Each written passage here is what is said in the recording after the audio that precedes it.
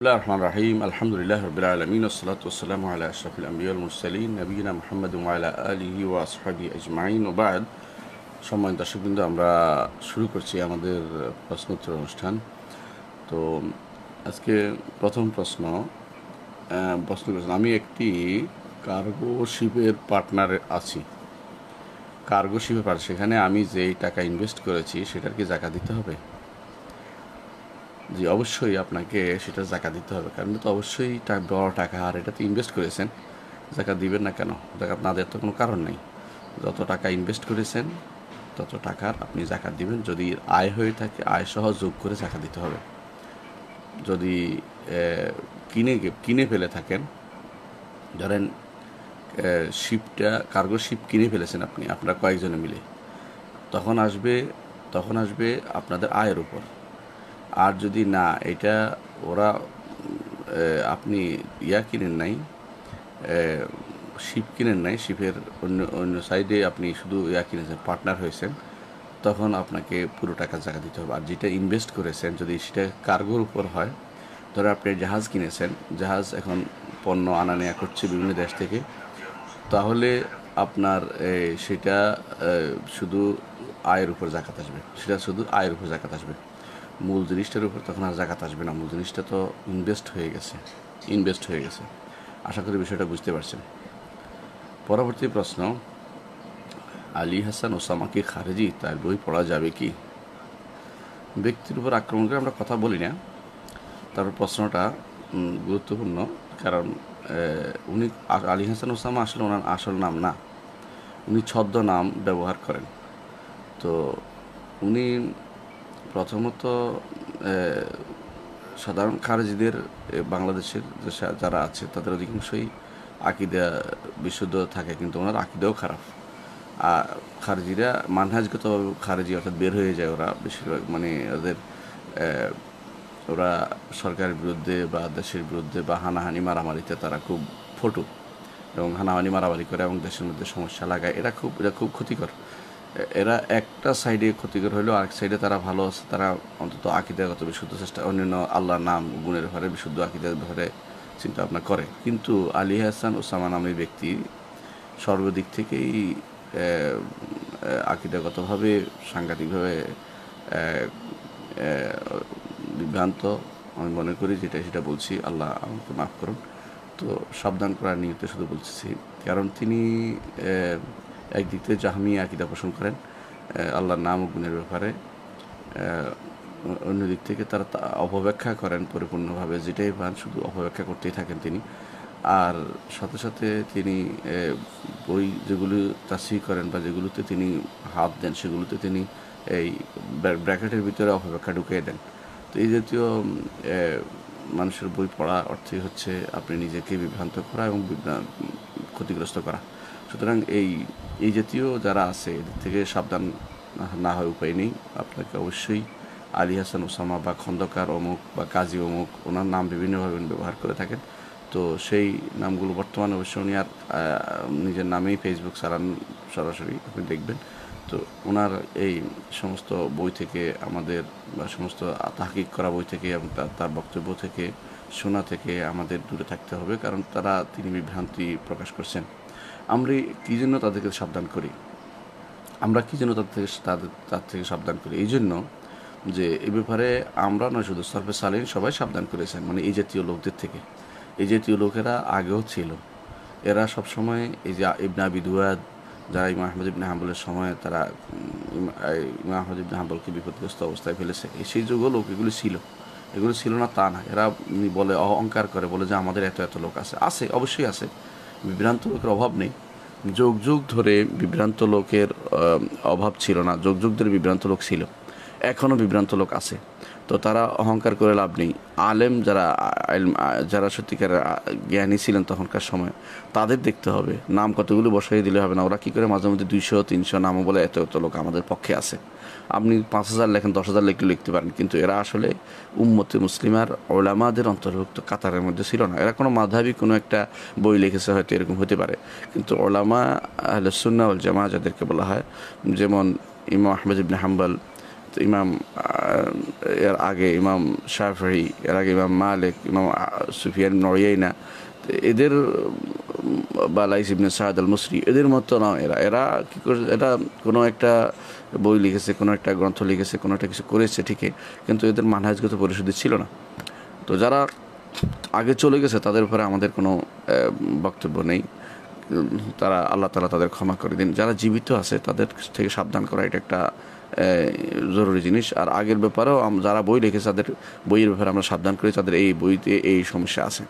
যেমন তাদের বইতে কখনো তাউইল থাকে, অপব্যাখ্যা থাকে, আল্লাহর নাম ও গুণের ব্যাপারে কোথাও আল্লাহ মানহাজগত প্রচুর ভুল থাকে তাদের। তারা সাধারণত যখন বিবেক বিরোধী হয় সেটা নিতে চায় না, আল্লাহর কোরআনের এবং হাদিসের অর্থ করতে চায় না। অর্থ করলে বিবেক বিরোধী, অর্থ করে যদি দেখা যায় এটা তাদের বিবেক বিরোধী হয়েছে, যদিও সবার বিবেক বিরোধী হয় না, তাদের বিবেক বিরোধী হয়েছে, তখনই তারা সেটা গ্রহণ করতে চায় না এবং সেটাকে অপব্যাখ্যা করে। এমন অপব্যাখ্যা করে যে অপব্যাখ্যা একেবারে জাহমি সম্প্রদায়, যারা সবাই উম্মতের অধিকাংশ আলেমের নিকট যারা কাফের, তাদের অনুসারী, তাদের অনুসরণ করতে তারা অভ্যস্ত।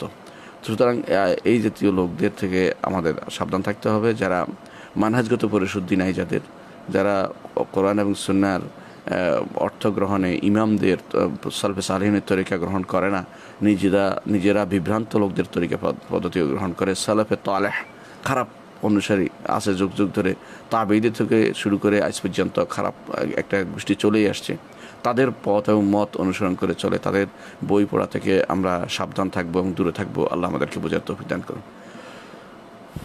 প্রশ্ন করেছেন, যিনি জাকাত দিবেন ওনার কি ফিতরা দিতে হবে? যিনি জাকাত দিবেন ওনার কি ফিতরা দিতে হবে? জাকাতের সাথে ফিতরার কোনো সম্পর্ক যোগ করবেন না।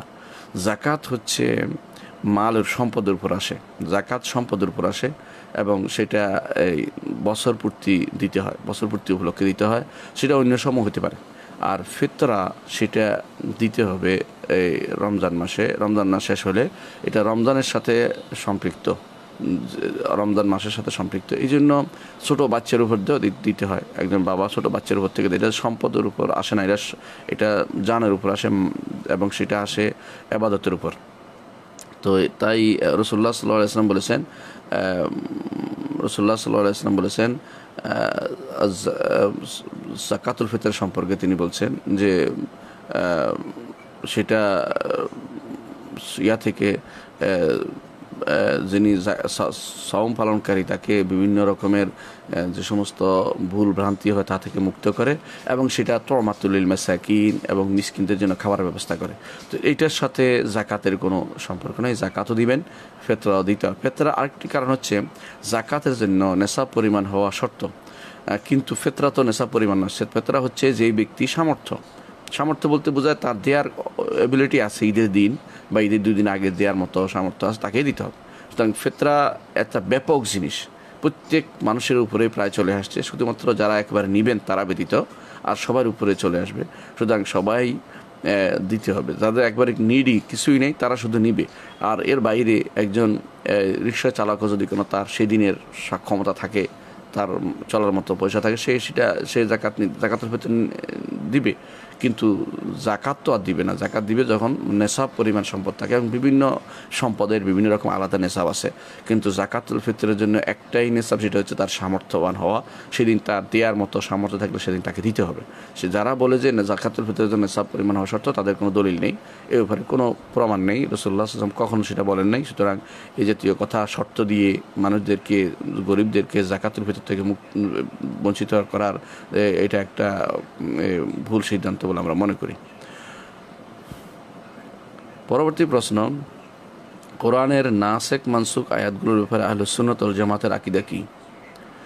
এবং এই নাসেখ মানসুখ আয়াতগুলো নিয়ে নাস্তিকগণ কোরআনকে প্রশ্নবিদ্ধ করতে চায়।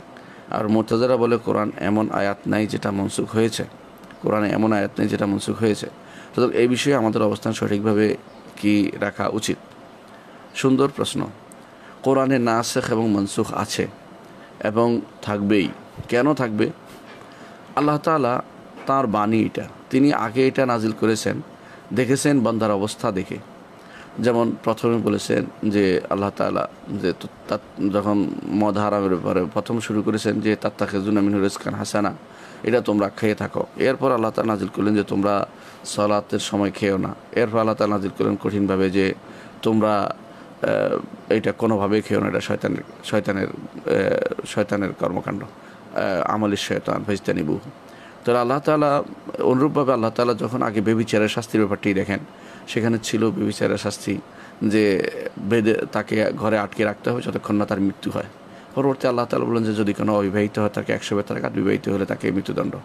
তাহলে দেখা গেছে যে নাসেখ মনসুখ এখানেও আছে। আবার দেখেন ইয়ার ব্যাপারেও এই যাদের স্ত্রী স্বামী মারা যায়, স্ত্রীদের সেখানেও স্ত্রীদের যে কতদিন পর্যন্ত ইদ্যুৎ গণনা করবে, সেখানে 1 বছর ছিল, পরে সেটা 4 মাস 10 দিন হয়ে গেল। এটা কোরআন দিয়ে সাব্যস্ত, কোরআনে কারীম দিয়ে। অথচ ঠিকই কোরআন 2টা আয়াতে সূরা বাকারাতে এতে আছে। তাহলে আমরা কি বুঝলাম যে এই আয়াতগুলো দ্বারা আমরা বুঝতে পারছি যে কোরআনে কারীমে নাসেখ এবং মানসুখ আছে। এবং আশ্চর্য জিনিস হচ্ছে যারা অস্বীকার করে তারা কিন্তু এর কোনো জবাব দিতে পারবে না। হ্যাঁ, কারণ নাসেখ মানসুখ কেন আছে? নাস্তিকরা যাই বলুক না কেন, নাস্তিকরা তো আল্লাহকে মানেই না, তাদের ব্যাপারে আমাদের কোনো কথাই নেই। তারপরেও যারা যদি সত্যি মানে তাদেরকে জিজ্ঞাসা করতে হবে যে ছোটোকালে তার যে পোশাকটা ছিল, বড় হলে তার কি ওই পোশাকটাই পরে না বড় হলে ভিন্ন পোশাক পরে, জিজ্ঞাসা করতে হবে। যেহেতু বড় হলে তার পোশাক ওইটা আর কাজে লাগে না। আল্লাহ তাআলা ঈমান নিয়ে আমাদেরকে প্রথমে ঈমান নিয়ে প্রাথমিকভাবে সাহায্য করেছেন যে তাদের এই বিধান দিয়ে দেখি আমার বান্দা এই বিধান দিয়ে হয়তো চলতে পারবে। যখন দেখেছে আমরা এর চেয়ে ভালো উত্তম বিধানে চলে যেতে পারবো, আল্লাহ বলেছেন ঠিক আছে তাকে উত্তম বিধানটা দেই। এখানে কি সমস্যা হয়েছে এটা তো আমার বুঝে আসে না। আমাদের দিকে তাকিয়ে তিনি তার বিধানগুলি যখন ইচ্ছা তখন পরিবর্তন করে দিয়েছেন। সর্বশেষে তিনি দেখেছেন যে ঈমানদার একটা বিরাট গোষ্ঠী তৈরি হয়েছে যারা আমার বিধান প্রতিপালন করতে পারবে, এবং পরবর্তী জেনারেশন যারা এরকম তৈরি হয়ে গেছে এখন আর তাদের পরিবর্তনের প্রয়োজন নেই, যেহেতু তিনি স্থায়ী করে দিয়েছেন। সেখানে আর নাসেখ এবং মনসুখ আলাদা নেই। আশ্চর্য হবেন যে যুগ যুগ ধরেই নাসেখ মনসুখ ছিল, প্রত্যেক যুগেই নাসেখ মনসুখ ছিল। যত কিতাব আছে সমস্ত কিতাব আপনি দেখবেন যে মুসা আলাইহিসসালামের কিতাবে যা ছিল ঈসা আলাইহিসসালামের কিতাবে তার থেকে কিছু নাস্খ করা হয়েছে। তাহলে কি সমস্যা? এটা তো ওরাই বলতে পারবে যে কেন এরা নিয়ে কথা বলে। আল্লাহ তাআলা সবই জানেন, তিনি আগে পিছিয়ে সব জানেন, জেনেই তিনি সেটা করেছেন কি আমার বান্দা এই মুহূর্তে এর চেয়ে ভালো পারবে না, এই জন্য তিনি সেটা দিয়েছেন। এরপর তিনি দেখেছেন যে এর চেয়ে উত্তম যেটা আমি মনে করি সেটা দিই। আল্লাহ তাআলা এই জন্য বলছেন মা নানসাখ মিন আয়াতিন আও নুনসিহা না'তি বিখাইরিন মিনহা আও মিসলিহা, যে আয়াতকে আমরা নাস্খ করি আও নুনসিহা অথবা ভুলিয়ে দেই। হ্যাঁ, দুইটাই হয়েছে, দুই রকমের আয়াতে ছিল।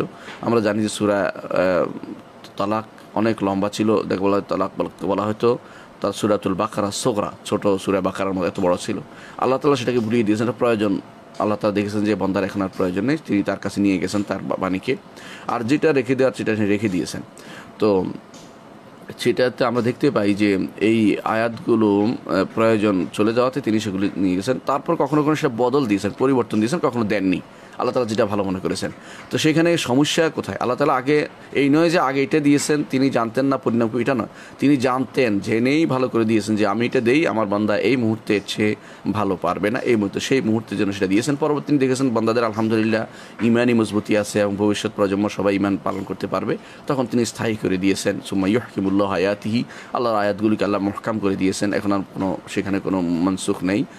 কোরআনের আয়াত যেগুলো আছে সেগুলো পঠিত হবে, সেগুলো জানার জন্য, সেগুলোতে জ্ঞান অর্জন করতে হবে যে আল্লাহ তাআলা তিনি আমাদেরকে কত দয়ালু, দয়া পরবশ হয়ে প্রথমে এই বিধান দিয়েছেন, পরবর্তী এই বিধান দিয়েছেন, এবং এর মধ্যে আমাদের জন্য উপকারিতা রয়েছে। এবং এর মধ্যে আরও বড় জিনিস হচ্ছে ইমানের পরীক্ষা হয়ে যাবে।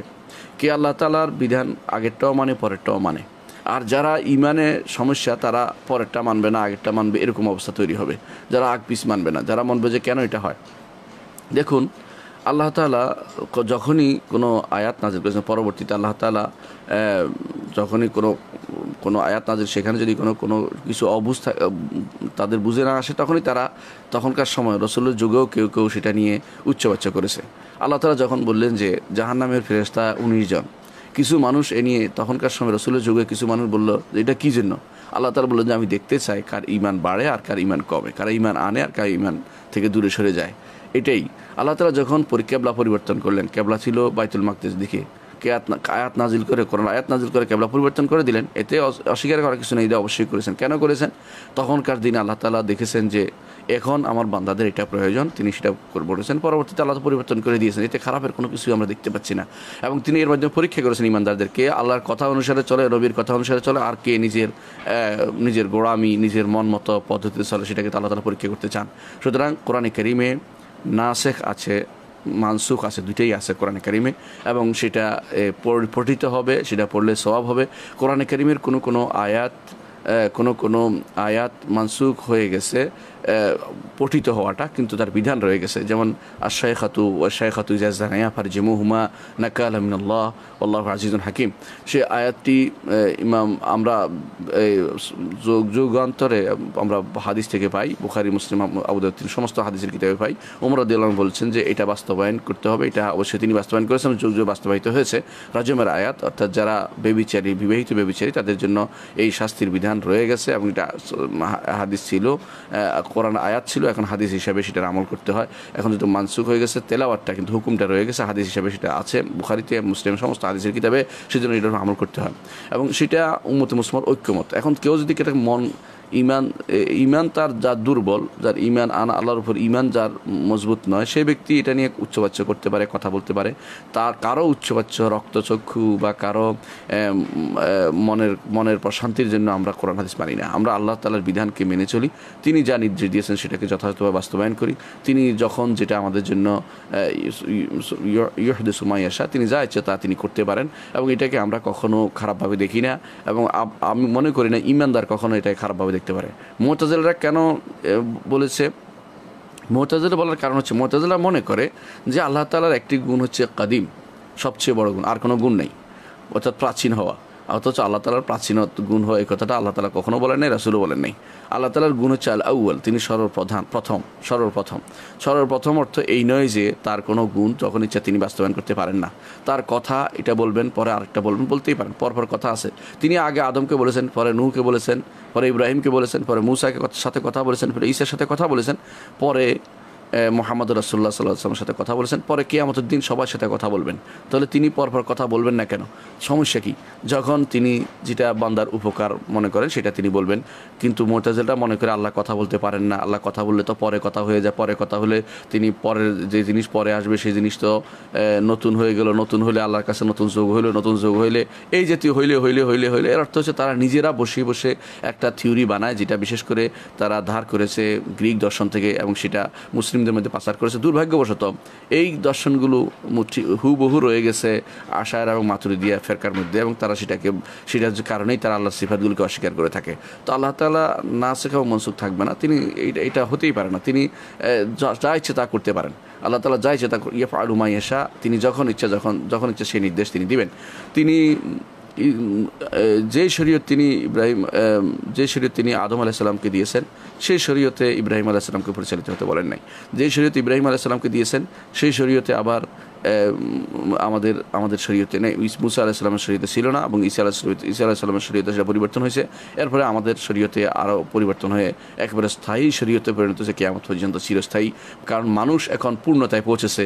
তারা আগের যে বুদ্ধি বিবেকের মধ্যে স্বল্পতা ছিল, যাদের কম ছিল, যারা আমল করতে কষ্ট হতো, সেটাকে এখন পরিপূর্ণ জায়গায় নিয়ে গেছে। এখন আর পরিবর্তনের কোনো প্রয়োজন নেই। একজন মানুষ যখন পরিপূর্ণতায় চলে যায়, তখন তার যেমন আর পরিবর্তনের প্রয়োজন নেই, তেমনিভাবে এখন আর পরিবর্তনের কোনো প্রয়োজন নেই। এখন সবই আল্লাহ তাআলা এই জন্য সব কিছুকে নির্ধারণ করে দিয়েছেন। সর্বশেষ যেটা ছিল সেটাই থাকবে। আর আমরা কোনো নাসিখ মানসুখ বা এরপরে আর কোনো নাসিখ মানসুখের বিধান আসবে না, কারণ আল্লাহ তাআলা যেটা করার প্রাথমিকভাবে করে দিয়েছেন, এবং সর্বশেষ যেটার উপরে উম্মতে মুসলিমা, ওই যেটার উপরে তিনি ইসলামকে পরিপূর্ণ করে দিয়েছেন। আল ইয়াউমা আকমালতু লাকুম দীনাকুম ওয়া আতমামতু আলাইকুম নি'মাতি ওয়া রাদিতু লাকুম ইসলামা দীনা। সে তার উপরে আর কোনো পরিবর্তন হবে না। এর আগে তিনি সময় উপযোগী অবস্থা অনুযায়ী মানুষের এবং সেটার পরিভাষিক অবস্থা অনুযায়ী তিনি সেটাকে আল্লাহ তাআলা কোনো বিধান দিয়েছেন যে বান্দার উপকারার্থে। এর নয় যে তিনি সব জানেন না, তিনি সবই জানতেন যে কোনটা পারবে কোনটা পারবে না, এবং কোনটা তিনি বান্দা করতে পারবে, কোনটা করতে পারবে না, কোনটা আমল করবে কোনটা করবে না। এর আগে আল্লাহ তাআলা সেটা দিয়ে ঈমানকে আমাদের পরীক্ষা করছেন যে আমরা কতটুকু আল্লাহর বিধানকে মেনে চলি। আশা করি বিষয়টা আপনার বুঝে আসছে। আমার এক আত্মীয় ভাই আছে, যেটা ঋণ আছে বেকার, দেউলিয়া হয়ে গেছে, কিন্তু জায়গা জমি আছে যেগুলো বিক্রি করলে মানে ওনার একটা টাকা হবে, কিন্তু সেটা বিক্রি করতে উনি ব্যর্থ। ভাইয়ের প্রশ্ন হচ্ছে উনি কি তার জাকাতের পুরো টাকা ওনাকে দিতে পারবে কিনা, যিনি দেউলিয়া হয়ে গেছে, কিন্তু জায়গা জমি আছে। ওনার তো জায়গা জমি আছে এবং নিজের হাওয়ায় যে আসলিয়া নিজের প্রয়োজনের বেশি যদি আপনি যে প্রশ্ন করেছেন সেটা হচ্ছে যে একজন ভাই তার ভাইকে জাকাত দিতে পারবে কিনা যে দেউলিয়া হয়ে গেছে কিন্তু তার সম্পদ আছে, বিক্রি করতে তো পাওয়া যাচ্ছে না। জমি জমা আছে। তো যেহেতু তার প্রচুর জমি জমা আছে এবং তিনি এই জাতীয় দেউলিয়াকে দেউলিয়া বলা হয় না, তার অর্থনীতি নাই, চাকরি নেই, ঠিক আছে, জমি জমা আছে, সেখানে করে কুলে খেতে পারবে, তখন সেটা দিয়ে যদি কোনো সে চলতে পারে তাহলে তাকে জাকাত দেওয়া যাবে না। হ্যাঁ, যদি এরকম হয় যে যেটা জায়গাটুকু আছে এখানে বসবাস করে আর যেই দোকানটুকু আছে এটা সে শুধুমাত্র সেটা সে ব্যবসা করে, এটা এখন আটকে আছে, বিক্রি করতে পারছে না, তো সাময়িক ফকির, সে সাময়িকভাবে সে জাকাত পেতে পারবে। কিন্তু এরকম নয়, এরকম যদি হয় যে তিনি তিনি জমি ইচ্ছা করলে জমি একটা বিক্রি করলে একটা রাখতে পারবে এরকম, তাহলে তাকে জাকাত দেওয়া যাবে না, কারণ তিনি আসলে ধনীর কাতারে এই মুহূর্তে তিনি ফকির হয়েছেন।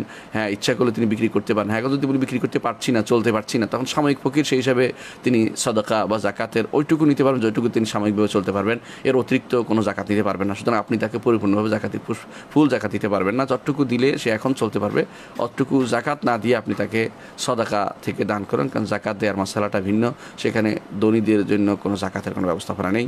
আর যেহেতু তিনি তার সম্পদ আছে সেহেতু সন্দেহের ভিতরে তিনি পড়ে যাবেন, এই জন্য তাকে জাকাত থেকে না দিয়ে সাধারণ দান থেকে তাকে প্রদান করবেন।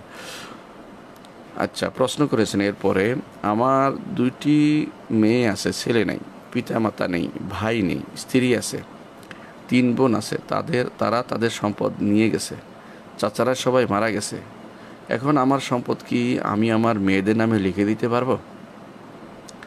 ভাই, আপনার 2টি মেয়ে আছে, ছেলে নেই, পিতা মাতা নেই, ভাই নেই, স্ত্রী আছে, আপনার 2 মেয়ে পাবে 3/2 অংশ, স্ত্রী পাবে 8/1 অংশ, বাকি যে সম্পদটুকু থাকে সেটা সেটা থাকবে 5, মানে যেহেতু 24 দিয়ে মাসালা হবে, তো মেয়েরা পাবে 24 দিয়ে মাসালা 8 পাবে, মেয়েরা পাবে 16,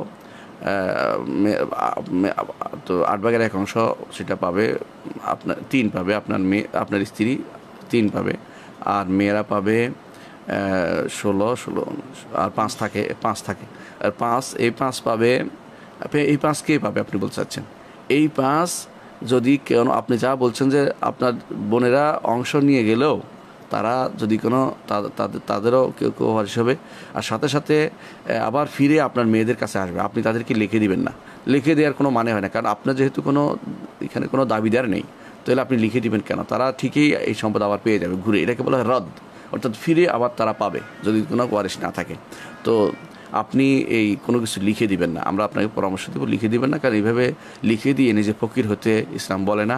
নিজের জীবদ্দশায় কাউকে নিজের সম্পূর্ণ সম্পদ লিখে দিতে হয় না। আপনার মেয়েদেরকে আপনি প্রয়োজন পুরিয়ে দিবেন, তাদের যতটুকু প্রয়োজন হয়, অভাব থাকলে অভাব পূরণ করে দিবেন, তাদের কোনো সমস্যা থাকলে সমস্যার জন্য আপনি এগিয়ে যাবেন, বিপদ আপদে তাদের জন্য আপনি আপনার সম্পদ ব্যয় করবেন, যতটুকু পারেন আপনি ব্যয় করবেন, কিন্তু আপনার স্থায়ী সম্পদ বা সব সম্পদ দিয়ে আপনি ফকির হয়ে যাবেন, এটা কিন্তু সঠিক কাজ নয়। পরবর্তী প্রশ্ন হচ্ছে, বাচ্চাদের কার্টুন দেখা নিয়ে শরীয়তের নিয়ম সম্পর্কে একটু বলবেন। প্রথমত, কার্টুন দেখা বা এই জাতীয় দেখা এটার মাধ্যমে কয়েকটি অপকারিতাও আছে। সেটা হচ্ছে কিছু কিছু কার্টুন আছে মানুষকে খারাপ জিনিস শিক্ষা দেয়। আপনি দেখবেন কোনো বাচ্চাদের কোনো কার্টুন দেখার কারণে বাচ্চারা এরপরে এমন এমন আচরণ করতেছে যেটা ওখান থেকে শিখছে। যেমন মিথ্যা কথা শেখায়, কেউ কাউকে পিছন দিকে টোকা দিয়ে বলে অমুকে বলেছে, কি কোত্থেকে শিখছে? কার্টুন থেকে শিখেছে। কার্টুনে এরকম শেখানো হয়, কখনো কখনো খারাপ অভ্যাস শেখানো হয়, কখনো কখনো বিভিন্ন রকমের বাজে চিন্তাধারা ঢুকিয়ে দেওয়া হয় কার্টুনের ভিতরে। তো বাচ্চাদের এরকম কার্টুন না দেওয়াই উচিত। কিন্তু যদি কোনো কারণে বাধ্যই হয়, কারণ বাচ্চা খাচ্ছে না, বাচ্চা কোনো রকমই কিছু করা যাচ্ছে না, তখন দিলে শুধুমাত্র ওই সময়টুকু দেবেন যেটুকু সে খাওয়ার সাথে সম্পৃক্ত থাকে। কারণ অনেক সময় বাধ্য হয়, মায়েরা এটা নিয়ে কিছু করার থাকে না, বাচ্চা খেতে চায় না এবং কোনোভাবেই খাওয়ার দিকে তাকে উৎসাহ দেওয়া যাচ্ছে না, তখন ওই সময়টুকু শুধুমাত্র তাকে ওইগুলি দেখানো যাবে যেগুলো পরীক্ষিত, সবগুলি নয়, যেগুলো পরীক্ষিত, যেগুলো খারাপ নয় আপনি জানতে পারেন, সেগুলো দেখাতে পারবেন, যাতে করে বাচ্চা ব্যস্ত থাকলে আপনি তাকে খাইয়ে দিবেন। এর বাইরে বাচ্চাদেরকে কার্টুন, যখন তার হোশ বিবেক হয়ে যাবে তখন আর কার্টুন দেখতে দিবেন না, কারণ তার সময় নষ্ট হয় এবং এর মাধ্যমে ওয়েস্ট অফ টাইম যেটাকে বলা হয়, সময় নষ্ট হয় এবং এর মাধ্যমে তারা খারাপ কিছু শিখে এবং সময় নষ্ট করতে শিখে। তারা কখনো আর ভালো কাজে নিজেদেরকে ব্যস্ত রাখতে পারে না। এই জন্য বাচ্চাদেরকে কার্টুন দিবেন না। বড় হলে, যদি একটু বড় হয়ে যায়, বুঝ এসে যায়, তাদেরকে ব্যস্ত রাখবেন। কীভাবে ব্যস্ত রাখবেন? বাচ্চাদেরকে সবসময় বেশি ব্যস্ত রাখবেন কর্মকাণ্ডে। তাদেরকে উৎসাহ দিবেন কোরআন হেফজের দিকে, কোরআন পড়ার দিকে এবং এর বই পড়ার দিকে। বই কিনে দিবেন তাদের জন্য, এইটা বই, এবং এমন এমন জিনিস দিবেন তারা বইগুলি পছন্দ করে পড়তে পারে। বা বাংলা বই যেগুলো সুন্দর সুন্দর আছে, তাদের জীবনী গ্রন্থমূলক, সাহাবাদের, নবীদের, সাহাবাদের অথবা পরবর্তী ভালো ভালো মানুষদের জীবনী, সত্যিকার জীবনী দিবেন। এবং অথবা গল্পের বইও দিতে পারবেন, যদি কোনো সেটা শিক্ষণীয় গল্পের বই থাকে তাও দিতে পারবেন। কিন্তু আপনি তাদের কার্টুনের মধ্যে একবার সীমাবদ্ধ করলে অনেক রকমের ক্ষতি। প্রথমত কার্টুনগুলো বেশিরভাগই বানায় যারা নাস্তিক টাইপের মানুষ, ওরা বানায় এবং এদের মধ্যে ফাঁকি বেঁধে শিক্ষা দেওয়া হয়। আপনি দেখবেন টম অ্যান্ড জেরির মধ্যে সারা জীবন টম শুধু হারে আর জেরি শুধু জিতে। অর্থাৎ এইটা একটা যেন ফাঁকিবাজি শিক্ষা দেখিয়ে দিচ্ছে, তারা এই করতে হবে, সেই করতে হবে। এটা যদি কোনো সে বাস্তবায়ন করে, আপনার ঘরের সব কিছু উল্টে ফেলবে সে, কারণ এটাই শিখতেছে সে। তো এই জন্য আমার উচিত হবে না এইভাবে তাদের কার্টুন দিয়ে। আরেকটি কারণ সেটা কার্টুন দিবে না, সেটা হচ্ছে চোখের ক্ষতি হয়তে। আরেকটি কারণ সেটা ত্বকা বা শক্তির ক্ষতি হচ্ছে। এটা এর মাধ্যমে তার মাথা ব্যথা আরম্ভ হতে পারে এবং এর মাধ্যমে, এবং অনেক ডাক্তাররাই আমি যতটুকু শুনেছি যে তারা নিষেধ করে থাকে যে বাচ্চাদেরকে এই জাতীয় প্রযুক্তি দিলে পরবর্তীতে তাদের ব্রেনে এফেক্ট করতে পারে, অর্থাৎ সেটা দ্বারা তারা সে এডিক্টেড হয়ে যেতে পারে এবং এডিক্টেড হলে তো সমস্যা তাদের। এটা আপনি বুঝতেই পারেন যে এরা পরবর্তীতে আর অন্য কোনো কিছু তাদের কাছে ভালো লাগবে না, পড়ালেখাও ভালো লাগবে না, জীবনের প্রত্যেকটা ক্ষেত্রে তারা শুধু এই কার্টুন কেন্দ্রিক হয়ে যাবে এবং তাদের ছবি সব কিছুতে তারা কার্টুনের মতো চলতে থাকবে এবং সব কিছু আঁকা আঁকি করবে কার্টুনের মতোই। এই জন্য এর থেকে তারা প্রাথমিক শিক্ষা যেন না হয়, প্রাথমিক শিক্ষা যেন হয় কোরআনে কারীম, রাসূলের হাদিস এবং তাদের আমাদের সালফে সালেহীনের জীবনী। এ ব্যাপারে আমাদের সচেষ্ট থাকতে হবে। প্রশ্ন করেছেন, আমি একটি মাদ্রাসা করছি, জায়গা ও বরাত বাবদ এখনও 80 লক্ষ টাকা বাকি আছে, আমার জাকাতের টাকা কি এই মাদ্রাসা দিতে পারবো? মাদ্রাসা করছেন, জায়গা ও বরাত বাবদ 80 লক্ষ টাকা বাকি আছে, এখানে জাকাতের টাকা আপনি কিভাবে নেবেন? এখন তো জাকাতের টাকা তো মালিক বানিয়ে দিতে হয়। জাকাতের টাকা দেওয়ার পরে সেটা কাজে লাগিয়ে যেতে হয়। আপনার এটার মাধ্যমে শুধু মাটি ভরাট হয়, মাটি ভরাটটা কোনো কাজ না, সরাসরি মালিকানার ভিতরে আসে না। আপনি যখন মাদ্রাসা করে ফেলবেন, তখন যদি ছেলেরা চলতে না পারে, আপনার ছাত্ররা, তখন তাদেরকে বই কিনে দিবেন জাকাত দিয়ে, তাদের মালিকানা আসবে। তো মালিকানা দেওয়া যাচ্ছে না এখানে, আপনিও মালিক হতে পারছেন না, এই জন্য এখানে জাকাতের টাকা দিবেন না। এখানে কোনো জাকাতের টাকা দেওয়া যাবে না। এখানে আমার মতে সেখানে কোনো জাকাত চলবে না। তবেও কেউ কেউ ফি সাবিলের খাত থেকে দেওয়ার চিন্তা ভাবনা করেছে বলছে, কিন্তু সমস্যা হচ্ছে ফি সাবিলের খাত আপনি এখন এমন কোনো খাতে দেওয়া যাবে না যেটা সন্দেহমূলক। আপনি এখন 80 লক্ষ টাকা জাকাত উসুল করে ব্যবহার করছেন, এটা শেষ পর্যন্ত কাজে লাগবে কিনা আপনি জানেন না, তাহলে জাকাতটা কাজে লাগেনি মানুষের টাকাটা। এটা কিন্তু এটা গুরুত্বপূর্ণ জিনিস। এই জন্য জাকাতের টাকা নিয়ম হচ্ছে সাথে সাথে কাজে লেগে যেতে হয়, এটা আটকে রেখে ভিন্ন কাজে প্রবাহিত করার কোনো সুযোগ নেই। এটাকে কাজে লাগাই ফেলতে হয়, এটাকে এমন কাজে লাগাতে হবে যে হ্যাঁ, এমন হতে পারে যে আমি রাখলাম আমার গরিব ছাত্রদের দিব, এটা হতে পারে, আপনি উকিল হিসেবে রাখতে পারবেন। কিন্তু আপনি যে জায়গায় করেছেন জমি ভরাটের জন্য, জায়গা কেনার জন্য, এটা কিন্তু এইটার জন্য জাকাতের টাকা দিতে পারবেন না। আমার জাকাতের টাকা কি এই মাদ্রাসায় দিতে পারছে, এটা আপনি প্রশ্ন তো দিয়েছি। আপনার জাকাতের টাকা সেখানে দিতে পারবেন না, আপনি সেখানে সাধারণ দান দিতে পারবেন। জাকাতের টাকা মালিক বানিয়ে দিতে হয় এবং সেটা আপনাকে কোনো গরিবকে দিতে হবে, এটা বলেছি। পরবর্তী প্রশ্ন হচ্ছে, শিরকের চেয়েও নাকি মারাত্মক গুনাহ আছে, এটা কি সঠিক? জি না, শিরকের চেয়ে মারাত্মক কোনো গুনাহ নেই।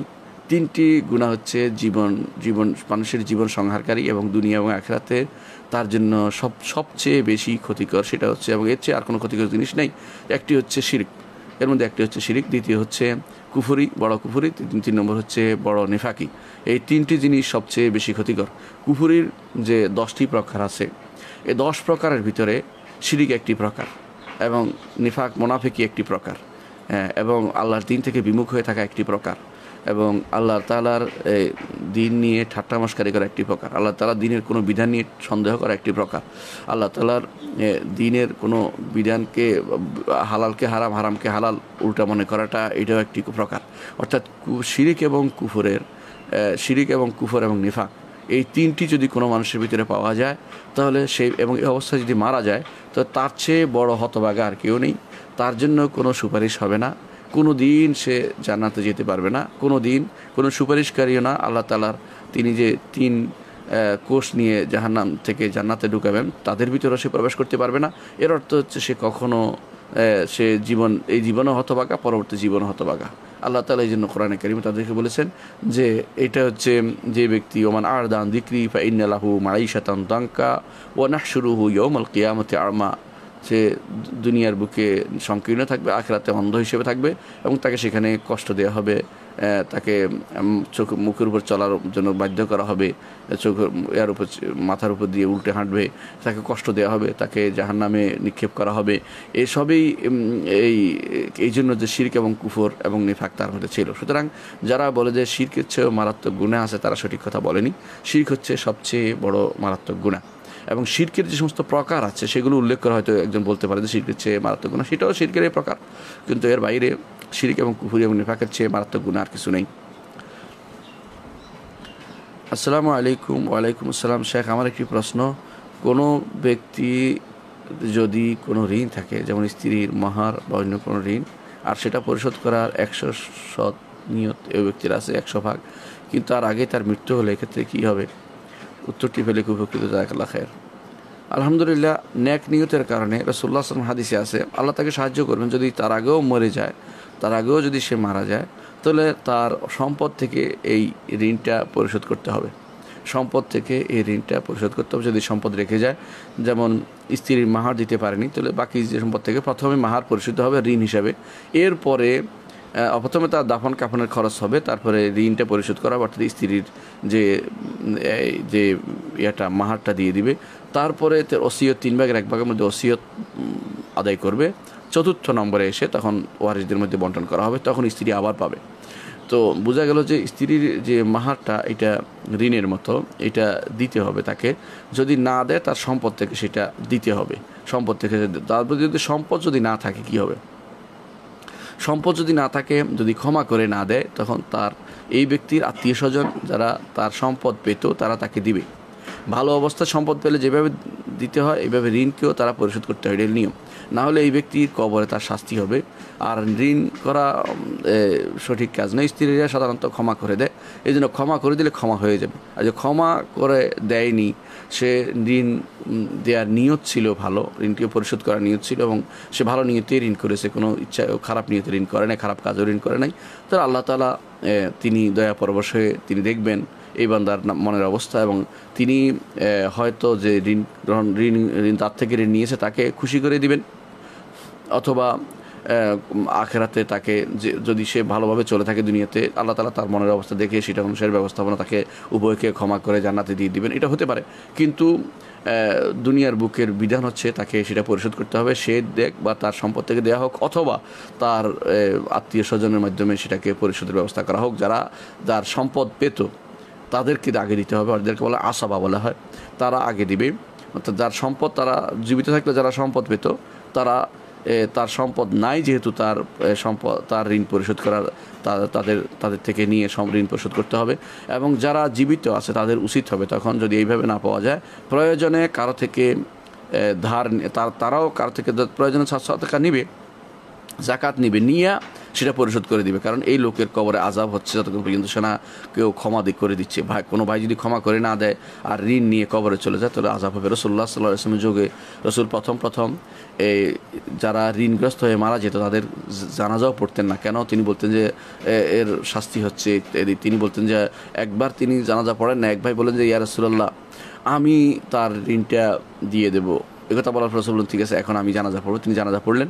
তারপর তিনি বারবার জিজ্ঞাসা করতেন দেখা হলে তুমি কি ঋণটা দিয়েছ? যতক্ষণ পর্যন্ত তিনি দেন না ততক্ষণ পর্যন্ত তিনি বারবার জিজ্ঞাসা করতে থাকলেন। শেষে একদিন বললেন যে ইয়া রাসূলুল্লাহ এখন আমি ঋণটা দিয়ে দিয়েছি। রাসূল বললেন যে আল আন বারাদা জিলদু, এখন তার চামড়া ঠান্ডা হয়েছে, অর্থাৎ তার কষ্ট হচ্ছিল, আযাব হচ্ছিল। সুতরাং ঋণ নেওয়া ভালো কাজ নয়। ঋণের ব্যাপারে চেষ্টা করতে হবে ঋণ পরিশোধ করে দিতে, অথবা আত্মীয় স্বজনকে ওসিয়ত করে যেতে হবে কীভাবে ঋণগুলো পরিশোধ করবে, ওসিয়ত লিখে যেতে হবে। আর এমনিতে ওসিয়ত লেখাটা সুন্নত, প্রত্যেকে তার ওসিয়ত লিখে যাবে, প্রয়োজন পরিবর্তন করবে, কিন্তু বারবার একটা ওসিয়ত প্রত্যেকে লিখে যাওয়া উচিত যে আমার পরে কী কী করতে হবে আমার মৃত্যুর পরে, বা আমার এই নিয়ে কী করতে হবে ওই নিয়ে কী করতে হবে। সন্তানদেরকে ওসিয়ত করে যাবে, স্ত্রীদেরকে ওসিয়ত করে যাবে, এটা কিন্তু একটা ইমানদারের দায়িত্ব। রাসূলুল্লাহ সাল্লাল্লাহু আলাইহি ওয়াসাল্লাম বলেছেন যে ব্যক্তি ইমানদার সে দুই রাত্র পার হবে না সে ওসিয়ত না লিখে, অর্থাৎ ওসিয়ত লিখে যাওয়া উচিত। তো এই জন্য এই ঋণের উপর ওসিয়ত করতে হবে। পরবর্তীতে রাসূলুল্লাহ সাল্লাল্লাহু আলাইহি ওয়াসাল্লাম যখন আল্লাহ তাআলা তাকে সম্পদ দিলেন, তখন রাষ্ট্রপ্রধান হিসেবে তিনি সেগুলো দায়িত্ব আদায় করে নিচ্ছেন, অর্থাৎ তিনি কারো ঋণ পরিশোধ করে দিতেন। তো এই জন্য যদি ঋণ পরিশোধ করার কোনো সুযোগ না থাকে, তখন ইসলামী রাষ্ট্রের অধিকার হয়ে যায়, দায়িত্ব হয়ে যায়, ইসলামী রাষ্ট্রের দায়িত্ব হয়ে যায় সেই ঋণটা পরিশোধ করে দেয়া কারো পক্ষ থেকে, এবং সেটা একটা বিরাট মহত্বের কাজ যদি ইসলামী রাষ্ট্র এটা গ্রহণ করে। আলহামদুলিল্লাহ আমরা দেখতে পাই সৌদি আরবে যদি কেউ মারা যায় বা অভাবগ্রস্ত হয়ে যায়, দেউলিয়া হয়ে যায়, তখন সেটা রাষ্ট্রে সিদ্ধান্ত এই জাতীয় ঋণগুলি পরিশোধ করে দেয়, কারণ এটা তখন আর কিছু করার থাকে না। এই জাতীয় ঋণগুলো অনেক সময় আত্মীয় স্বজন বা কেউ না পারলে রাষ্ট্র পর্যন্ত গড়াবে, কারণ তিনি অভিভাবক হিসাবে সর্বদিক থেকে অভিভাবক, রাষ্ট্রের প্রধান, তিনি এই ঋণগুলো পরিশোধ করার ব্যবস্থা করে দেবেন। তাহলে আমরা বুঝতে পারছি ঋণ কীভাবে পরিশোধ করতে হবে, কিন্তু ঋণ পরিশোধ করা লাগবেই, অথবা মাপ নেওয়া লাগবেই, কোনোভাবেই ঋণকে স্বাভাবিকভাবে সাধারণ জিনিস মনে করা যাবে না। প্রশ্ন করেছেন লেখক আলী মোহাম্মদ সাল্লাবী সম্পর্কে একটু বলতেন। বাজারে ওনার লেখা অনেক বই পাওয়া যায়, কিন্তু ওনার সম্পর্কে অনেক বিতর্কমূলক কথা ইন্টারনেটে আছে। যদি এই সকল বিষয়ে সকলের কাছে একটু পরিষ্কার করে দেন তাহলে খুব ভালো হয়। আলী মোহাম্মদ সাল্লাবী তিনি মদিনা ইউনিভার্সিটির ছাত্র ছিলেন। মদিনা ইউনিভার্সিটি থেকে তিনি পাশ করেছেন এবং ভালো রেজাল্ট করেছেন তখনকার সময়। লিবিয়ান একজন লেখক, রাইটার। তার আকিদা একদম পিওর আকিদার। তবে তিনি এখন বর্তমানে লিবিয়াতে যুদ্ধ আছে। আপনি জানেন যে যুদ্ধের সময় মানুষ ভিন্ন ভিন্ন মত এবং পথ অবলম্বন করে, প্রত্যেকে তার দৃষ্টিভঙ্গি অনুসারে। সুতরাং এই তার দৃষ্টিভঙ্গি অনুসারে আমাদের আলেমদের মধ্যে কেউ তাদের মতের বিরুদ্ধে হওয়াতে তো তার বিরুদ্ধে তিনি বিভিন্ন রকমের ফতোয়া দিয়েছেন। কিন্তু আসলে দেখুন, আপনি আমাদের দেশের স্বাধীনতা যুদ্ধের সময় আলেমরাই ভিন্ন ভিন্ন মতে ছিল, তাই বলে তাদের উপর সেটার উপর ভিত্তি করে এখন আমরা অমুক এটা নেওয়া যাবে না ওইটা নেওয়া যাবে না এরকম যেন না বলি। কারণ হচ্ছে কখনো কখনো ফিতনার সময় মানুষের কাছে স্পষ্ট থাকে না যে কোনটা সবচেয়ে সঠিক মত। আলী মোহাম্মদ সাল্লাবী এরকম একজন ব্যক্তিত্ব যে যিনি আলেম, ভালো আকিদাগতভাবে পরিশুদ্ধি আছে, বিশেষ করে আল্লাহ আসমা সিফাতের উপর তার ভালো দখল আছে এবং ভালো লিখেছেন, বই লিখেছেন, এবং সেটাও মানুষের হাতে আসা উচিত। তার বুঝতে পারবে যে তার এই ব্যাপারে কোনো সমস্যা নেই এবং আকিদাগত মৌলিক কোনো সমস্যা নেই। এখন যিনি যে অবস্থায় আছেন সেই অবস্থায় আপনি যদি কোনো লিবিয়া থাকতেন আপনাকেও একটা পথ নিতে হতো, আলাদা থাকার সুযোগ ছিল না, এমন একটা অবস্থায় চলে গেছে। তো তিনি হয়তো কোনো এক ব্যাপারে কারো মত নিয়েছেন এবং সেই ব্যাপারে তিনি একটা মত দিয়েছেন, এটা হয়তো তার কাছে স্পষ্ট হয়েছে এরকম। সেখানে যদি ভুলও হয়ে থাকে এটাও তার ইজতিহাদি ভুল, কারণ এটা কোনো নস না, শরীয়তের বিধান না। এখানে এইটার উপর ভিত্তি করে অমুক শেখে বা অমুক শেখের ফতোয়া অনুসারে তার জীবনের সমস্ত আমল বরবাদ করে ফেলবেন, এরকম কিন্তু জিনিসটা এরকম না। কারণ তিনি কিন্তু কোনো আকিদাগত কোনো বিষয়ে আলোচনা করেননি। এখানে সম্পূর্ণভাবে তিনি তার দেশের একটা সমস্যা এবং হানাহানি মারামারিতে তিনি কোন পথটা নেবেন, কোন পথটা গ্রহণ করবেন এই ব্যাপারে আছেন। আপনারা ভালো করে জানেন যে সেখানে দুই গ্রুপ মারামারি করছে এখন, এবং এক গ্রুপ আছে রাতের অন্ধকারে মানুষের উপর আক্রমণ করছে, সাধারণ সিভিলিয়ান মেরে ফেলতেছে। এদের বিপক্ষে তিনি হয়তো দাঁড়িয়েছেন। আবার বলা হয়ে থাকে যে গ্রুপ রাতের অন্ধকারে মানুষ মারতেছে তাদের আকীদা নাকি শুদ্ধ। এরকম এই যে একটা আমাদের কাছে যে সমস্ত তথ্য আসতেছে বেশিরভাগই খণ্ডিত চিত্র। এই খণ্ডিত চিত্রের উপর নির্ভর করে আমরা কাউকে জারহ ওয়া তা'দীল বা কারো গ্রহণ করা বা কারোকে বাদ দেওয়া এরকম চিন্তা ভাবনা না করি, বরং আমরা মৌলিকভাবে এই লোকটির আকীদা সম্পর্কে ভালোই জানি, এই জন্য এই লোকটির বইপত্র পড়তে পারবেন বলে আমি বিশ্বাস। কারণ আমি যতটুকু দেখেছি খারাপ কিছু দেখিনি, কোনো খারাপ আকীদা সে কোথাও প্রচার করেনি বা তার ব্যক্তিগত আকীদাতে খারাপ আমরা দেখিনি। এই জন্য তার বর্তমান এই আপনি আপনার মতের বিরুদ্ধে হলে এটা নেবেন না, এটাকে বলবেন যে তার এটা ভুল হয়েছে। কারণ আপনারা জানেন যে লিকুল্লে আলেমিন হাফওয়া ও লিকুল্লে জাওয়াদিন কাবওয়া, প্রত্যেক আলেমেরই কিছু দুই একটা ভুল হতেই পারে। প্রত্যেকটি জাওয়াদ, প্রত্যেকটি যে বাহক তারই কোনো না কোনো ছোঁচট খায়, যে যিনি বাহনে উঠেন তিনি হোঁচট খাইতেই পারেন, এবং যিনি আলেম তিনি কিছু ভুল করতেই পারেন। আপনারা দেখেন যুগ যুগ ধরে আলেমরা কোনো মত নিয়েছে, আপনারা দেখবেন হাসান বসির রহমতুল্লাহ আলাই ঠিকই হাজ্জাজের বিরুদ্ধে গেছে। এখন যদি বলতে যাইতো তখন আপনারা বলতেন যে তিনি সরকারের বিরুদ্ধে গেছে, এখন সরকারের বিরুদ্ধে যাওয়ার কারণে তাকে এই করা হবে সেই করা। অথচ হাসান বসির রহমতুল্লাহ আলের মতো ব্যক্তিত্ব ইতিহাসে বিরল, এরকম মানুষ কি পাওয়া যাবে আরেকজন?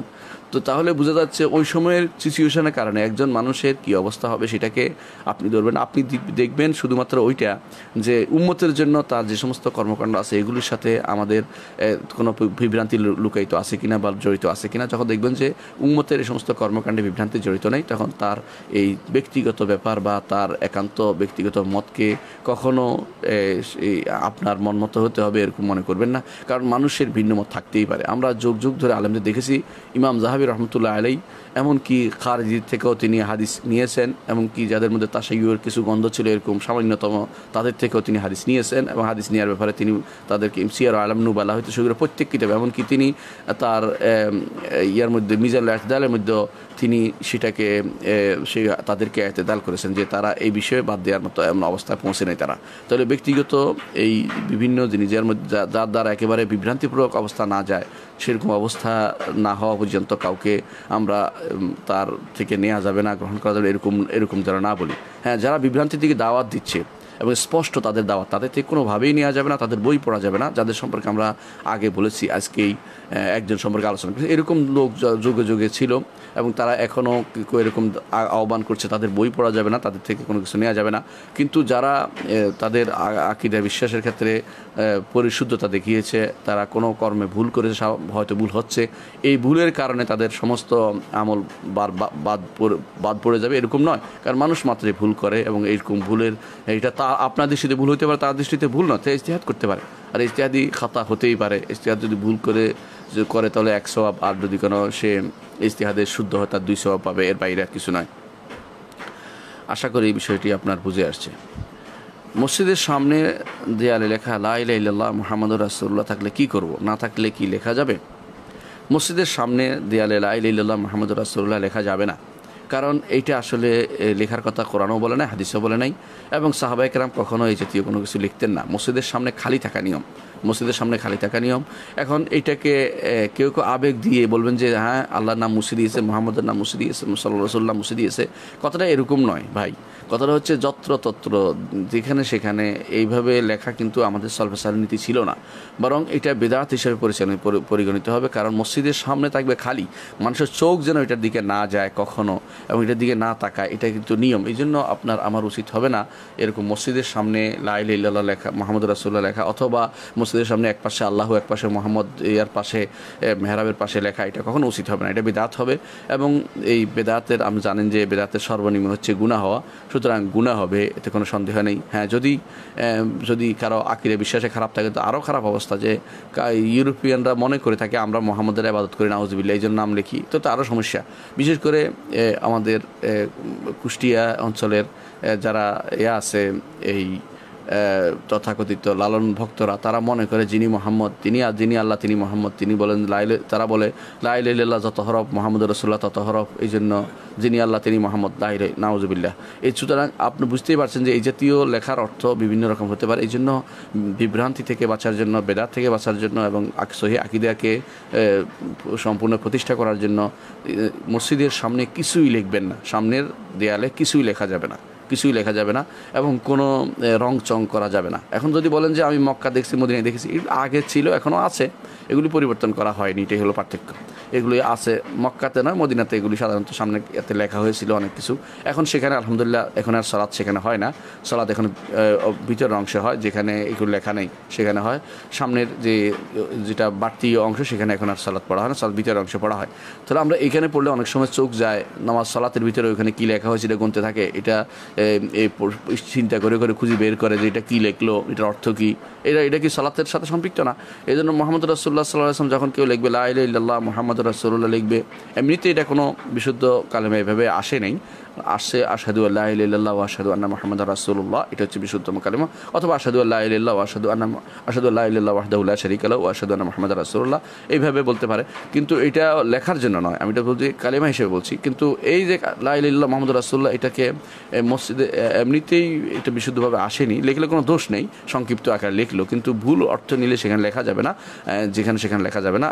সালাতের মসজিদের সামনের দেয়ালে সেটা কখনো লেখা যাবে না, কারণ এটা চোখে পড়বে এবং সেটা সালাত থেকে মানুষকে গাফেল করবে। যেই জিনিস সালাতে বুঝা থেকে মানুষকে বিরত রাখে, সেই জিনিস কখনো মসজিদের সামনে রাখা যাবে না, করা যাবে না, কোনো কিছুই লেখা যাবে না। অনেকেই লেখে, এটার সাথে সম্পৃক্ত হচ্ছে, অনেকেই লেখে থাকে মসজিদে দুনিয়াবি কথা বলা হারাম, আল হাদিস। এটা কিন্তু আল হাদিসও নাই, এটা কিন্তু কিছুই না, এটা জাল হাদিস, অর্থাৎ এটা বানিয়ে লিখেছে কেউ।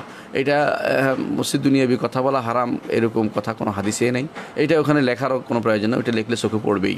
হ্যাঁ, অনেকে লিখে রাখে একবার স্থায়ীভাবে সামনের কাতার পুরা করুন বা এই জাতীয়, এগুলিও বেদাত হবে। কারণ ইমাম সাহেব সেটা প্রতি ওয়াক্তের সলাতেই বলবেন, এটা শুধুমাত্র একবার লিখে দিলে হলো না, বরং ইমাম সাহেব প্রতি ওয়াক্তের সলাতেই তিনি বলবেন কাতার সোজা করুন, সামনের কাতার পুরা করুন, এভাবে তিনি বলবেন যখনই একামত হয়ে যাবে। তারপরে আমাদের দেশে একামত হয়ে যাওয়ার পরে কথা বললে মনে করে একামত বুদ্ধি নষ্ট হয়ে গেল, ঠিক নয়। একামত ঠিক আছে, রাসূলুল্লাহ সাল্লাল্লাহু আলাইহি ওয়াসাল্লাম এইভাবে বলতেন।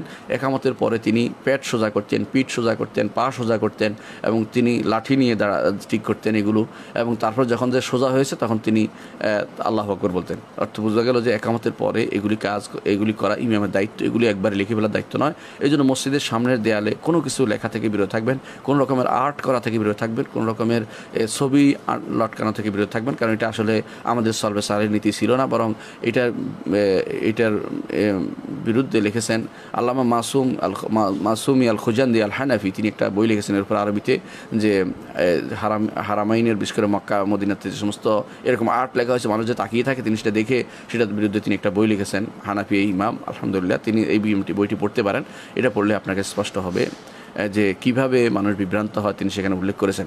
এবং জখরুফাতুল মাসাজিদ এমনিতেই কিয়ামতের একটি আলামত, এবং এইভাবে জখরুফা অর্থ হচ্ছে এইভাবে চাকচিক্যময় করা, সামনে তাকিয়ে থাকা মানুষ। এখন অনেকেই দেখা যাচ্ছে দুর্ভাগ্যবশত অনেকেই এইভাবে মসজিদের চাকচিক্যকে পছন্দ করতেছেন, ভিতরে যে দিনই পরিবেশ আবহাওয়া সেটা তৈরি করে চিন্তা করছেন না।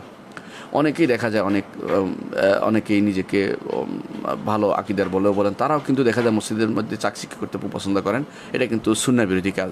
মসজিদের, হ্যাঁ, সেটাকে সে আরামদায়ক করতে পারে, কোনো সন্দেহ নেই, কিন্তু চাকচিক্যময় করতে পারে না। বিভিন্ন রকমের লেখা লেখে, বিভিন্ন রকমের আর্ট এঁকে, ছবি এঁকে, ফটো এঁকে, অথবা কোনো একটা মসজিদ মক্কা মদিনার ছবি নিয়ে এসে লাগিয়ে দেওয়া, অথবা সেখানে দেখবে যে পাতা ফুল বিভিন্ন রকমের আঁকছে। এর অর্থ হচ্ছে এটার দিকে কিন্তু মানুষকে এটার দিকে তাকিয়ে থেকে মানুষকে করা। সালাতের যে মূল যে উদ্দেশ্য, যে হুজুরুল কলব, অন্তর হাজির করা, এবং মূল যে উদ্দেশ্য যে সালাতের মধ্যে একজন মানুষ খুশু এবং খুজুর মধ্যে থাকবে, সেটা থেকে তাকে বিরত রাখার হচ্ছে। এই জন্য এ ব্যাপারে আমাদের সাবধান থাকতে হবে। পরবর্তী প্রশ্ন হচ্ছে, আমার পিতা প্রতি বছর রমজান মাসে যাকাত দেন, এই বছর শাবান মাসে তার অ্যাকাউন্টে পেনশনের টাকা আসে, অ্যাকাউন্টে আগে তেমন কোনো টাকা ছিল না, এখন তাকে কি সব টাকা যাকাত দিতে হবে? আপনার পিতা রমজান মাসে যাকাত দেন, এই বছর শাবান মাসে তার কাছে পেনশনের টাকা আসে। পেনশনের টাকাটা যেহেতু ভিন্ন খাতের, সেহেতু সেটার টাকাটা এক বছর পূর্ণ হয় নাই, ভিন্ন খাতের টাকা আসছে, এবং সেটা কোনো তার অন্য টাকার সাথে যুক্ত হওয়ার ক্ষেত্রে আলেমদের মধ্যে দুটি মত আছে। একমত হচ্ছে যে তিনি পেনশনের টাকা আলাদা হিসাব করে যাকাত দিবেন এবং পরবর্তীতে মিলাবেন। এখন তো তার টাকা এই বছর তার কাছে এটা নতুন আসছে, এটা একটা মত আছে, কিন্তু এই মতটি শক্তিশালী নয়। শক্তিশালী মত হচ্ছে যে তার অ্যাকাউন্টে যেহেতু টাকা হিসাবে টাকা আসছে, সেহেতু তিনি এখন পুরোটাই টাকা দিবেন, এটা হচ্ছে শক্তিশালী মত। সুতরাং এখন এই সব টাকার যাকাত দিতে হবে, দেওয়াটাই হচ্ছে তার জন্য আমরা মনে করি যে ইবরা আনলি জিম্মাদারি মুক্ত হওয়ার সবচেয়ে বেশি, বা এহতিয়াত বা সাবধানতার বেশি কাছাকাছি। হ্যাঁ, যদি তিনি আরেকটি মত যেটা আছে যে তিনি বলেন যে যেহেতু পেনশনের টাকা আসছে, এটা আমি আগে ছিল না, আগে কোথা থেকে এটা আমি ব্যবসা থেকেও আসে নাই, বরং এটা পেনশন আলাদা একটা খাত থেকে আসছে, এটাকে আলাদা বছর সেটা ধরতে পারবেন। কিন্তু ইবরা আনলি জিম্মাদারি মুক্ত হওয়ার জন্য এবং এহতিয়াত সাবধানতার জন্য তাকে এই পুরোটার যাকাত এই মাসে দিয়ে দেয়াটাই রমজান মাসে, বা এই এক বছর অন্য সম্পদের অন্য টাকার এক বছর যখন হয়ে যাবে, তখন এটার সাথে মিলে সেটা যাকাত দিয়ে দেওয়াটাই তার জন্য ওয়াইজ হবে, ভালো হবে ইনশাআল্লাহ। জি। পরবর্তী প্রশ্ন হচ্ছে, আসসালামু আলাইকুম হুজুর, আমি আপনার কাছ থেকে একটা জিনিস জানতে চাই, সেটা হলো বাচ্চা হওয়ার কত দিনে আকিকা করা উত্তম? আসলে দেখুন, আকিকার নিয়ম হচ্ছে সপ্তম দিনে। রাসূলুল্লাহ সাল্লাল্লাহু আলাইহি ওয়াসাল্লাম বলেছেন আকিকাত ইউযবাহু ইয়াউমা সাবিহি, আকিকার সম্পর্কে বলছেন যে আল গোলাম মুরতাহানুম বিআকিকাতিহি ইউযবাহু আনহু ইয়াউমা সাবিহি, সন্তান তার আকিকা দ্বারা বন্ধক থেকে যায়, তার থেকে সেটা জবে করতে হয় সপ্তম দিনে। আকিকার সুন্নত তরিকা হচ্ছে সপ্তম দিনে। এই জন্য আপনি সপ্তম দিনে আপনার সামর্থ্য থাকলে আপনি দিবেন, অথবা সামর্থ্য দুই রকমের, একটা আর্থিক সামর্থ্য, একটা হলো পারিবেশিক সামর্থ্য। বর্তমানে একটা পরিবেশের কারণে অনেক সময় মানুষ কিন্তু দিতে পারছে না। এই যে অনেকেরই বাচ্চা হচ্ছে কিন্তু বাজারে যেতে পারছে না, জবে করতে পারছে না, মানুষকে ডাকতে পারছে না, মানুষকে দেওয়ার মতো অবস্থা নেই। এই অবস্থায় তিনি কী করবেন? এই অবস্থায় তার নিয়তের কারণে তিনি সওয়াব পাবেন। নিয়ত সবই ছিল কিন্তু দিতে পারছেন না, তখন তিনি যখনই লকডাউন শেষ হবে যত দ্রুত সম্ভব তিনি এই আকিকা দিয়ে দিবেন। অথবা যার অর্থ নেই তিনিও যত দ্রুত সম্ভব, যখন অর্থ হয় তখন দ্রুত সম্ভব আকিকা দিয়ে দিবেন। অর্থাৎ সপ্তম দিনে দিলে সুন্নাহ মোতাবেক হবে। আর সেটার কারণে যদি দিতে না পারেন, নিয়তের কারণে তিনি সওয়াব পেয়ে যাবেন, সুন্নাহর পক্ষেই থাকবে দিতে, কোনো কারণে দিতে না পারলে। আর সেটা অন্য সময়ে যখনই অবস্থা ঠিক হয়ে যাবে তখনই তিনি সেটার তার সন্তান আকিকা দিয়ে দেবেন, দেরি করবেন না। হ্যাঁ, কোনো বর্ণনায় আসছে সপ্তম দিন থেকে, কেউ সলফে সালেহিনের কেউ 14 দিন কেউ নিয়েছেন, কেউ 21 দিন কেউ নিয়েছেন, 7, 14, 21 পর্যন্ত নিয়েছেন। এরপরে তারা বলেছেন যে এরপরে কাজা হয়ে যাবে। ঠিকই যে ব্যক্তি আকিকা সপ্তম দিন দিবে না, সেটা তার জিম্মাদারিতে থাকবে, যখনই সম্পদ পাবে তখনই সে দিবে। তবে আমরা মনে করি যে বালেগ হওয়ার পরে, প্রাপ্তবয়স্ক হওয়ার পরে সন্তানের আকিকার মশলাটি আর আসে না, কারণ সন্তানের তখন তার ব্যক্তি নিজের উপর দায়িত্ব এসে যায়। সন্তানের দায়ভার পিতার উপর থাকে। পিতার কাছে সন্তানের একটি অধিকার হচ্ছে আকিকা প্রাপ্ত হওয়া। আকিকা পাইলে সন্তানের অধিকার পিতা পূরণ করতে পারলেন। সুতরাং সন্তানের এই অধিকার পূরণের জন্য পিতা সচেষ্ট থাকবেন। এর মাধ্যমে তার রোগ বালাই থেকে সে মুক্তির দিকে থাকবে এবং সে সুস্থ থাকতে পারবে। এবং আখেরাতে যদি কোনো অবস্থায় মারাও যায়, অথবা তার জন্য ছোটোকালে কোনো অবস্থা কিছু হয়েও যায়, সে আখেরাতে তার জন্য পিতামাতার জন্য সুপারিশ করতে পারবেন। আমরা বলছি না যে করতে পারবেন না, ওই বাকিটাও এটাও না, কিন্তু এটা হচ্ছে তার জন্য সহজ হবে, তার জন্য পিতামাতা তার অধিকার আদায় করেছেন, এটা হলো মূল কথা। তো এই জন্য একজন মানুষের চেষ্টা করবেন তার সন্তানের আকিকা দিতে। আকিকার জন্য ছেলের জন্য 2টি ছাগল, মেয়ের জন্য 1টি ছাগল, এটা খেয়াল থাকে যেন। গরু দিল 2টা গরু, মেয়ে দিল 2টা, অর্থাৎ জান দিবেন আপনাকে, একটা অংশ নয়, একটা ভাগ দিবেন না। অনেকে ভাগ দিয়ে থাকেন, এটা কোনো ফেখার মশলা আছে, অস্বীকার করছি না আমরা, বিশেষ করে হাম্বলীদের দৃষ্টিতে এটা গ্রহণযোগ্য, কিন্তু এটা আসলে সুন্নাহ ভিত্তিক নয়। রাসূলুল্লাহ সাল্লাল্লাহু আলাইহি ওয়াসাল্লামের সাহাবীরা কোনোদিন আকিকা বা তাহাবীরা বা কোনোদিন আকিকা অংশ দিয়েছেন এটা আমরা দেখতে পাই না। সেজন্য অংশ হিসাবে আকিকা না দেয়াই আমাদের জন্য, আমরা বলে থাকবো অংশ হিসাবে না, বরং ছেলের জন্য 2টি ছাগল, মেয়ের জন্য 1টি ছাগল দিবেন। যে বর্ণনা আসছে যে ছেলের জন্য 1টি ছাগল দেওয়া, সেটা হাদিসটা মুনকার, এই জন্য সেটা দিয়ে আমল করা যাবে না। হ্যাঁ, কারো যদি অসমর্থ থাকে যতটুকু পারে অতটুকু দিবে। আল্লাহ রাসূল সাল্লাল্লাহু আলাইহি ওয়াসাল্লাম বলেছেন, আল্লাহ তাআলা বলেছেন ফাত্তাকুল্লাহ মাসতাতা'তুম, যতটুকু তোমরা পারো ততটুকু করো। আর রাসূলুল্লাহ সাল্লাল্লাহু আলাইহি ওয়াসাল্লাম বলেছেন, আমি তোমাদেরকে যখন কোনো কিছু নির্দেশ দিব, ফাতু মিনহু মাসতাতা'তুম, যতটুকু পারো ততটুকু তোমরা সেটা করবে। যত পারবে না আল্লাহ দেখতেছেন, তখন আল্লাহ তাআলা সেটাকে তোমাদেরকে ক্ষমা করে দিবেন। সুতরাং আপনি চেষ্টা করবেন আকিকা দিতে। আকিকার মাধ্যমে আনন্দ, কয়েকটি উপকার। একটা হচ্ছে আপনি আল্লাহ তাআলা আপনাকে যে নেয়ামত দিয়েছেন তার আনন্দ প্রকাশ করলেন, এবং আল্লাহর নেয়ামতের বিপরীতে আনন্দ প্রকাশ করা, এটা আল্লাহর তাহাদ্দুস বিনিয়ামাতিল্লাহ, আল্লাহর নেয়ামতকে প্রসার করা, এটা একটা শুকরিয়া আদায় করা। আল্লাহ তাআলা বলেছেন ওয়া আম্মা বিনিয়ামাতি রাব্বিকা ফাহাদ্দিস, আল্লাহর রবের নেয়ামত যেন আমরা শুকরিয়া আদায় করি, আল্লাহ তাআলা সেই নির্দেশনা দিয়েছেন। দ্বিতীয় উপকারিতা হচ্ছে আশেপাশের মানুষে বন্ধুবান্ধবরা কিছু খেতে পারলো। 3 নম্বর উপকারিতা হচ্ছে আপনার ঘর জমজমাট হলো। 5 নম্বর হচ্ছে আপনার সন্তানের নামকরণ হলো। এবং 6 নম্বর হচ্ছে এর মাধ্যমে ইসলামী শরীয়তের একটি বিরাট নিদর্শন, আকিকা নামক এক নিদর্শনটা প্রসার লাভ করলো। সুতরাং আমরা চেষ্টা করব আকিকা দিয়ে যেতে এবং আকিকার ব্যাপারে গুরুত্ব দিতে। এবং আকিকার অনুষ্ঠান অর্থ হচ্ছে এরকম নয় যে আমরা মানুষ ডেকে আনে টাকা নিব, এটা নয়, বরং আকিকার জন্য মানুষ ডাকবো, আকিকা খেতে, এটাও জায়েজ আছে। আকিকা আবার ইচ্ছা করলে আপনি তাদের বাসায় গোশত পৌঁছে দিতে পারবেন, তারা রান্না করে খেতে পারবে, এটাও জায়েজ আছে, যেটা আপনার জন্য সহজ হয়, কোনো সমস্যা নেই, আলহামদুলিল্লাহ। তবে উত্তম হচ্ছে অবশ্যই ডেকে এনে সবাইকে নিয়ে খাওয়া, আনন্দ প্রকাশ করা এবং পরস্পর আকিকার গোস্তকে পরস্পরকে দিয়ে, এবং কি সেটা সবাই খেতে পারবে, পিতামাতাও খেতে পারবে, সন্তানের পিতামাতাও সেটা খেতে পারবে, এতে কোনো নিষেধ নাই। আরেকটি জিনিসও জানা দরকার, সেটা হচ্ছে নিয়ম হচ্ছে আকিকার গোস্ত টুকরা টুকরা, বড় টুকরা রাখা, অর্থাৎ ছোট টুকরা না করা, তাফাউলান, এটাকে সুলক্ষণ নেওয়া যে সন্তান সুস্থ থাকবে, সবল থাকবে, সেই জন্য এটা তাফাউল জায়েজ আছে শরীয়তে, যদিও সেটাকে উল্টাটা জায়েজ নেই, অর্থাৎ যেটাকে কুলক্ষণ নেওয়া জায়েজ নেই, সুলক্ষণ নেওয়া এমনিতে শরীয়তে বৈধ, আলহামদুলিল্লাহ, কোনো সমস্যা নেই। এই জন্য রাসূলুল্লাহ সাল্লাল্লাহু আলাইহি ওয়াসাল্লামের এই সুন্নাহটির উপর আমল করার জন্য আমরা সবসময় সচেষ্ট থাকবো। আল্লাহ আমাদেরকে বুঝার তৌফিক দান করুন। পরবর্তী প্রশ্ন হচ্ছে আসসালামু আলাইকুম। ওয়ালাইকুম আসসালাম। ভাইজান কেমন আছেন? আলহামদুলিল্লাহ ভালো আছি। আমার একটি প্রশ্ন, আমার স্ত্রী মাসিক হলে বাচ্চাদের যে বইগুলি পড়ায় সেখানে তো বইয়ের মধ্যে আরবি আছে, তো সেই বইগুলো মাসিক চলাকালীন পড়াতে পারবে কি? আর সে নিজে কি হাদিসের বই পড়তে পারবে কিনা জানাতে উপকৃত হব। জি, আসলে দেখুন, মাসিক হলে 3টি জিনিস নিষিদ্ধ, এর বাইরে আপনি সবই কিন্তু জায়েজ। একটি হচ্ছে আপনার সাথে একান্তভাবে থাকা, যেটা বুঝতে পারছেন। 2 নম্বর হচ্ছে মানে স্বামী সহবাস করতে পারবে না। 2 নম্বর হচ্ছে সে কোরআন পড়তে পারবে না, কোরআন ছুঁইতে পারবে না, 2টা। আর 3 নম্বর হচ্ছে বাইতুল্লাহর তওয়াফ করতে পারবে না। এই 3টি জিনিস ছাড়া 3টি জিনিস আর আছে, সেটা সওম পালন করতে পারবে না, যেটা আমরা জানি। এর বাইরে আর কোনো নিষেধাজ্ঞা তার মধ্যে নেই। আরবি বই দেখলে তো কোরআন শরীফ না, আরবি বই পড়তে পারবে, হাদিস পড়তে পারবে, দোয়া পড়তে পারবে, সকাল বিকেলের দোয়াগুলোও পড়তে পারবে, যেগুলো সূরা নয় সেগুলো পড়তে পারবে, সকালের দোয়া, বিকেলের দোয়া, এমনকি সালাতের পরে যে দোয়াগুলো আছে সেগুলো যদি কেউ সালাত সে পড়তে পারেনি, সে যদি কোনো বলে যে আমি দোয়াগুলো এমনি মুখস্থ করবো, তাও মুখস্থ করতে পারে, পরবর্তী সময়ের জন্য করতে পারবে।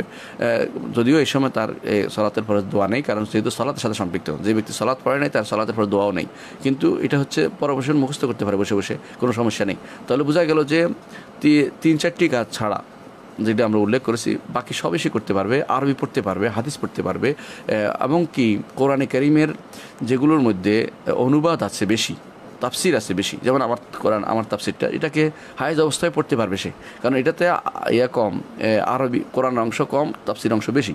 যেটাতে কোরআনের অংশ কম, তাফসির অংশ বেশি বা অনুবাদের অংশ, ব্যাখ্যার অংশ বেশি, সেটাকে সে এই অবস্থায় পড়তে পারবে, কোনো সমস্যা নেই, ধরতে পারবে, কোনো সমস্যা নেই। তবে সে কোরআনটা পড়বে না, অর্থটা পড়বে, তখন সে কোরআনটা পড়বে না, কারণ তখন কোরআন না পড়াটাই হচ্ছে তার জন্য ইসলামের নীতি। আশা করি বিষয়টি বুঝতে পারছেন। মোবাইল দেখে কোরআন পড়তেও তিনি পারবেন না, কারণ কোরআন পড়াটাই মূলত নিষিদ্ধ। কোরআন কোরআন ধরাও নিষিদ্ধ, পড়াটাও নিষিদ্ধ তার জন্য। জি, আসসালামু আলাইকুম। ওয়ালাইকুম আসসালাম। ফরজ সালাতের পর, ঈদের সালাতের পর, জানাজার পর, সভা মাহফিলের পর, বিবাহের পর সম্মিলিত মুনাজাত করা কি বৈধ? দেখুন, ফরজ সালাতের পর সম্মিলিত বা এই যেগুলি কথা বলেছেন এগুলি একটাতেও সম্মিলিত মুনাজাত নাই। যদি কেউ কখনো মাঝে মধ্যে 2-1 বার করে, এটা গুনাহ হবে না, কবিরা গুনাহ হবে না। কারণ হচ্ছে, অর্থাৎ এটার সাথে সম্পৃক্ত না হয়। ফরজ সালাতের পরে তিনি অন্যান্য কত দোয়া করেছেন, এবং দেখছি মানুষের বিপদ হয়েছে, মহামারী হয়েছে, অথবা কোনো সমস্যা হয়েছে, তখন বলেন যে আমরা কোনো ফরজ সালাতের সাথে সম্পৃক্ত নয়, বলেন যে আমরা দোয়া করি, একত্রিত হয়েছে দোয়া করি, তখন একত্রিত দোয়া করা এটা অবৈধ কিছু না, এটা জায়েজ আছে। এটাকে বাড়াবাড়ি করা ঠিক নয়। আমরা সালাতের পরের সাথে সম্পৃক্ত করে যেটা করবো এটা বেদাত হবে।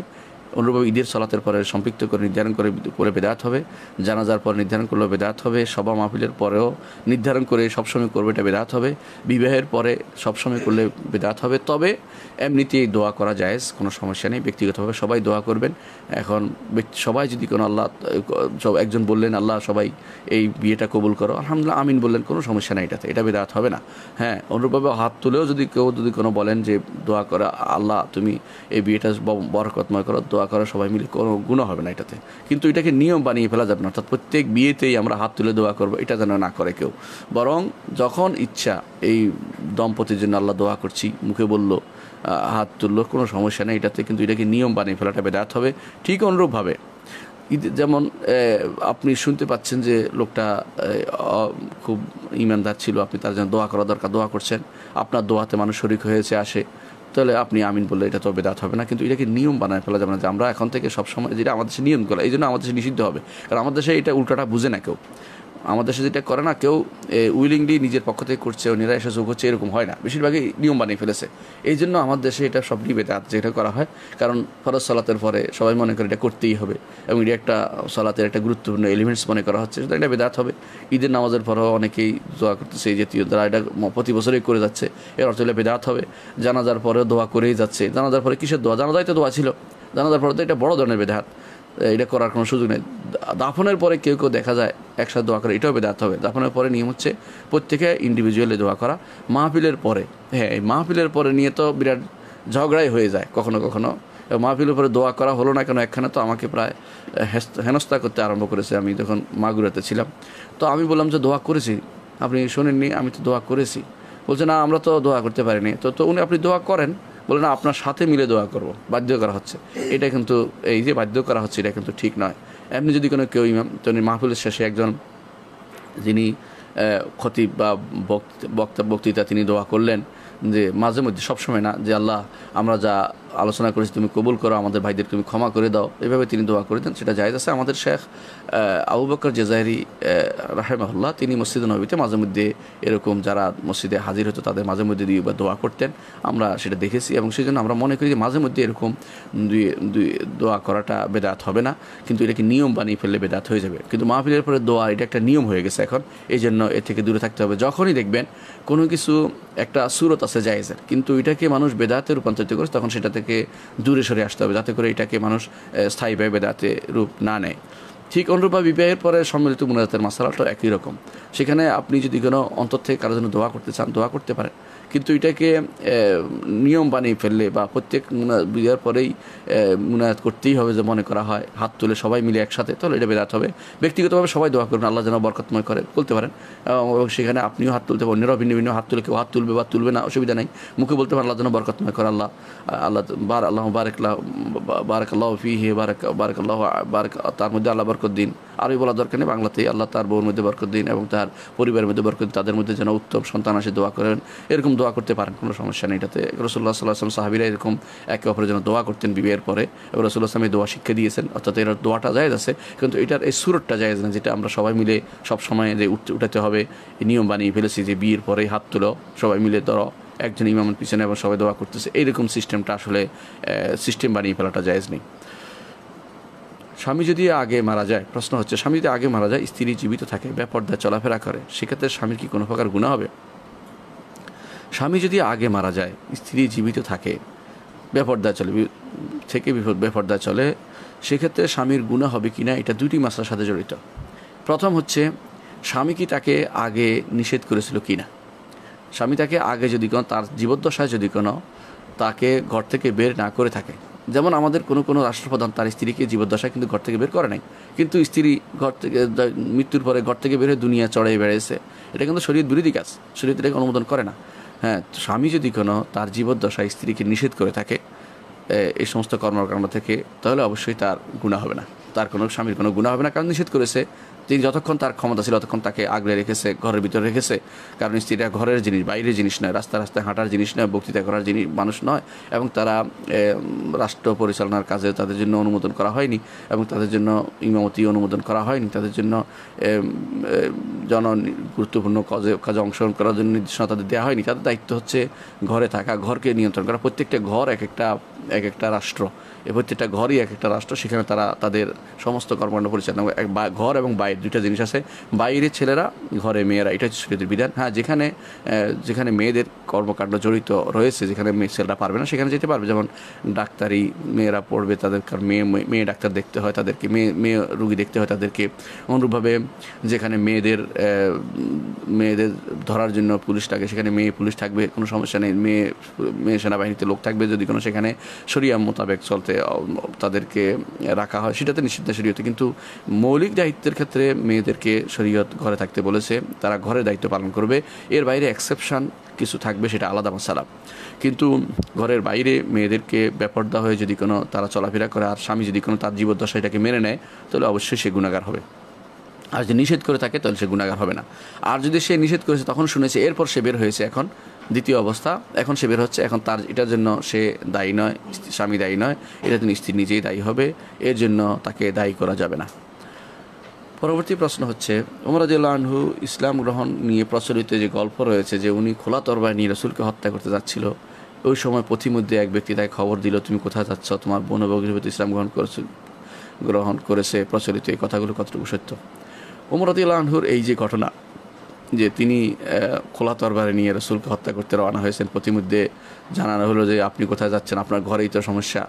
তো ঘরে গিয়ে দেখলেন যে ফাতেমা, তার বোন ফাতেমা এবং তার ফাতেমার স্বামী সাঈদ ইবনে যায়েদ রাদিয়াল্লাহু আনহু তারা ইসলাম গ্রহণ করেছে, এবং এই জন্য তিনি ঘরে গিয়ে স্ত্রী এবং তার বোন এবং তার বোনের হাজব্যান্ডকে মারলেন।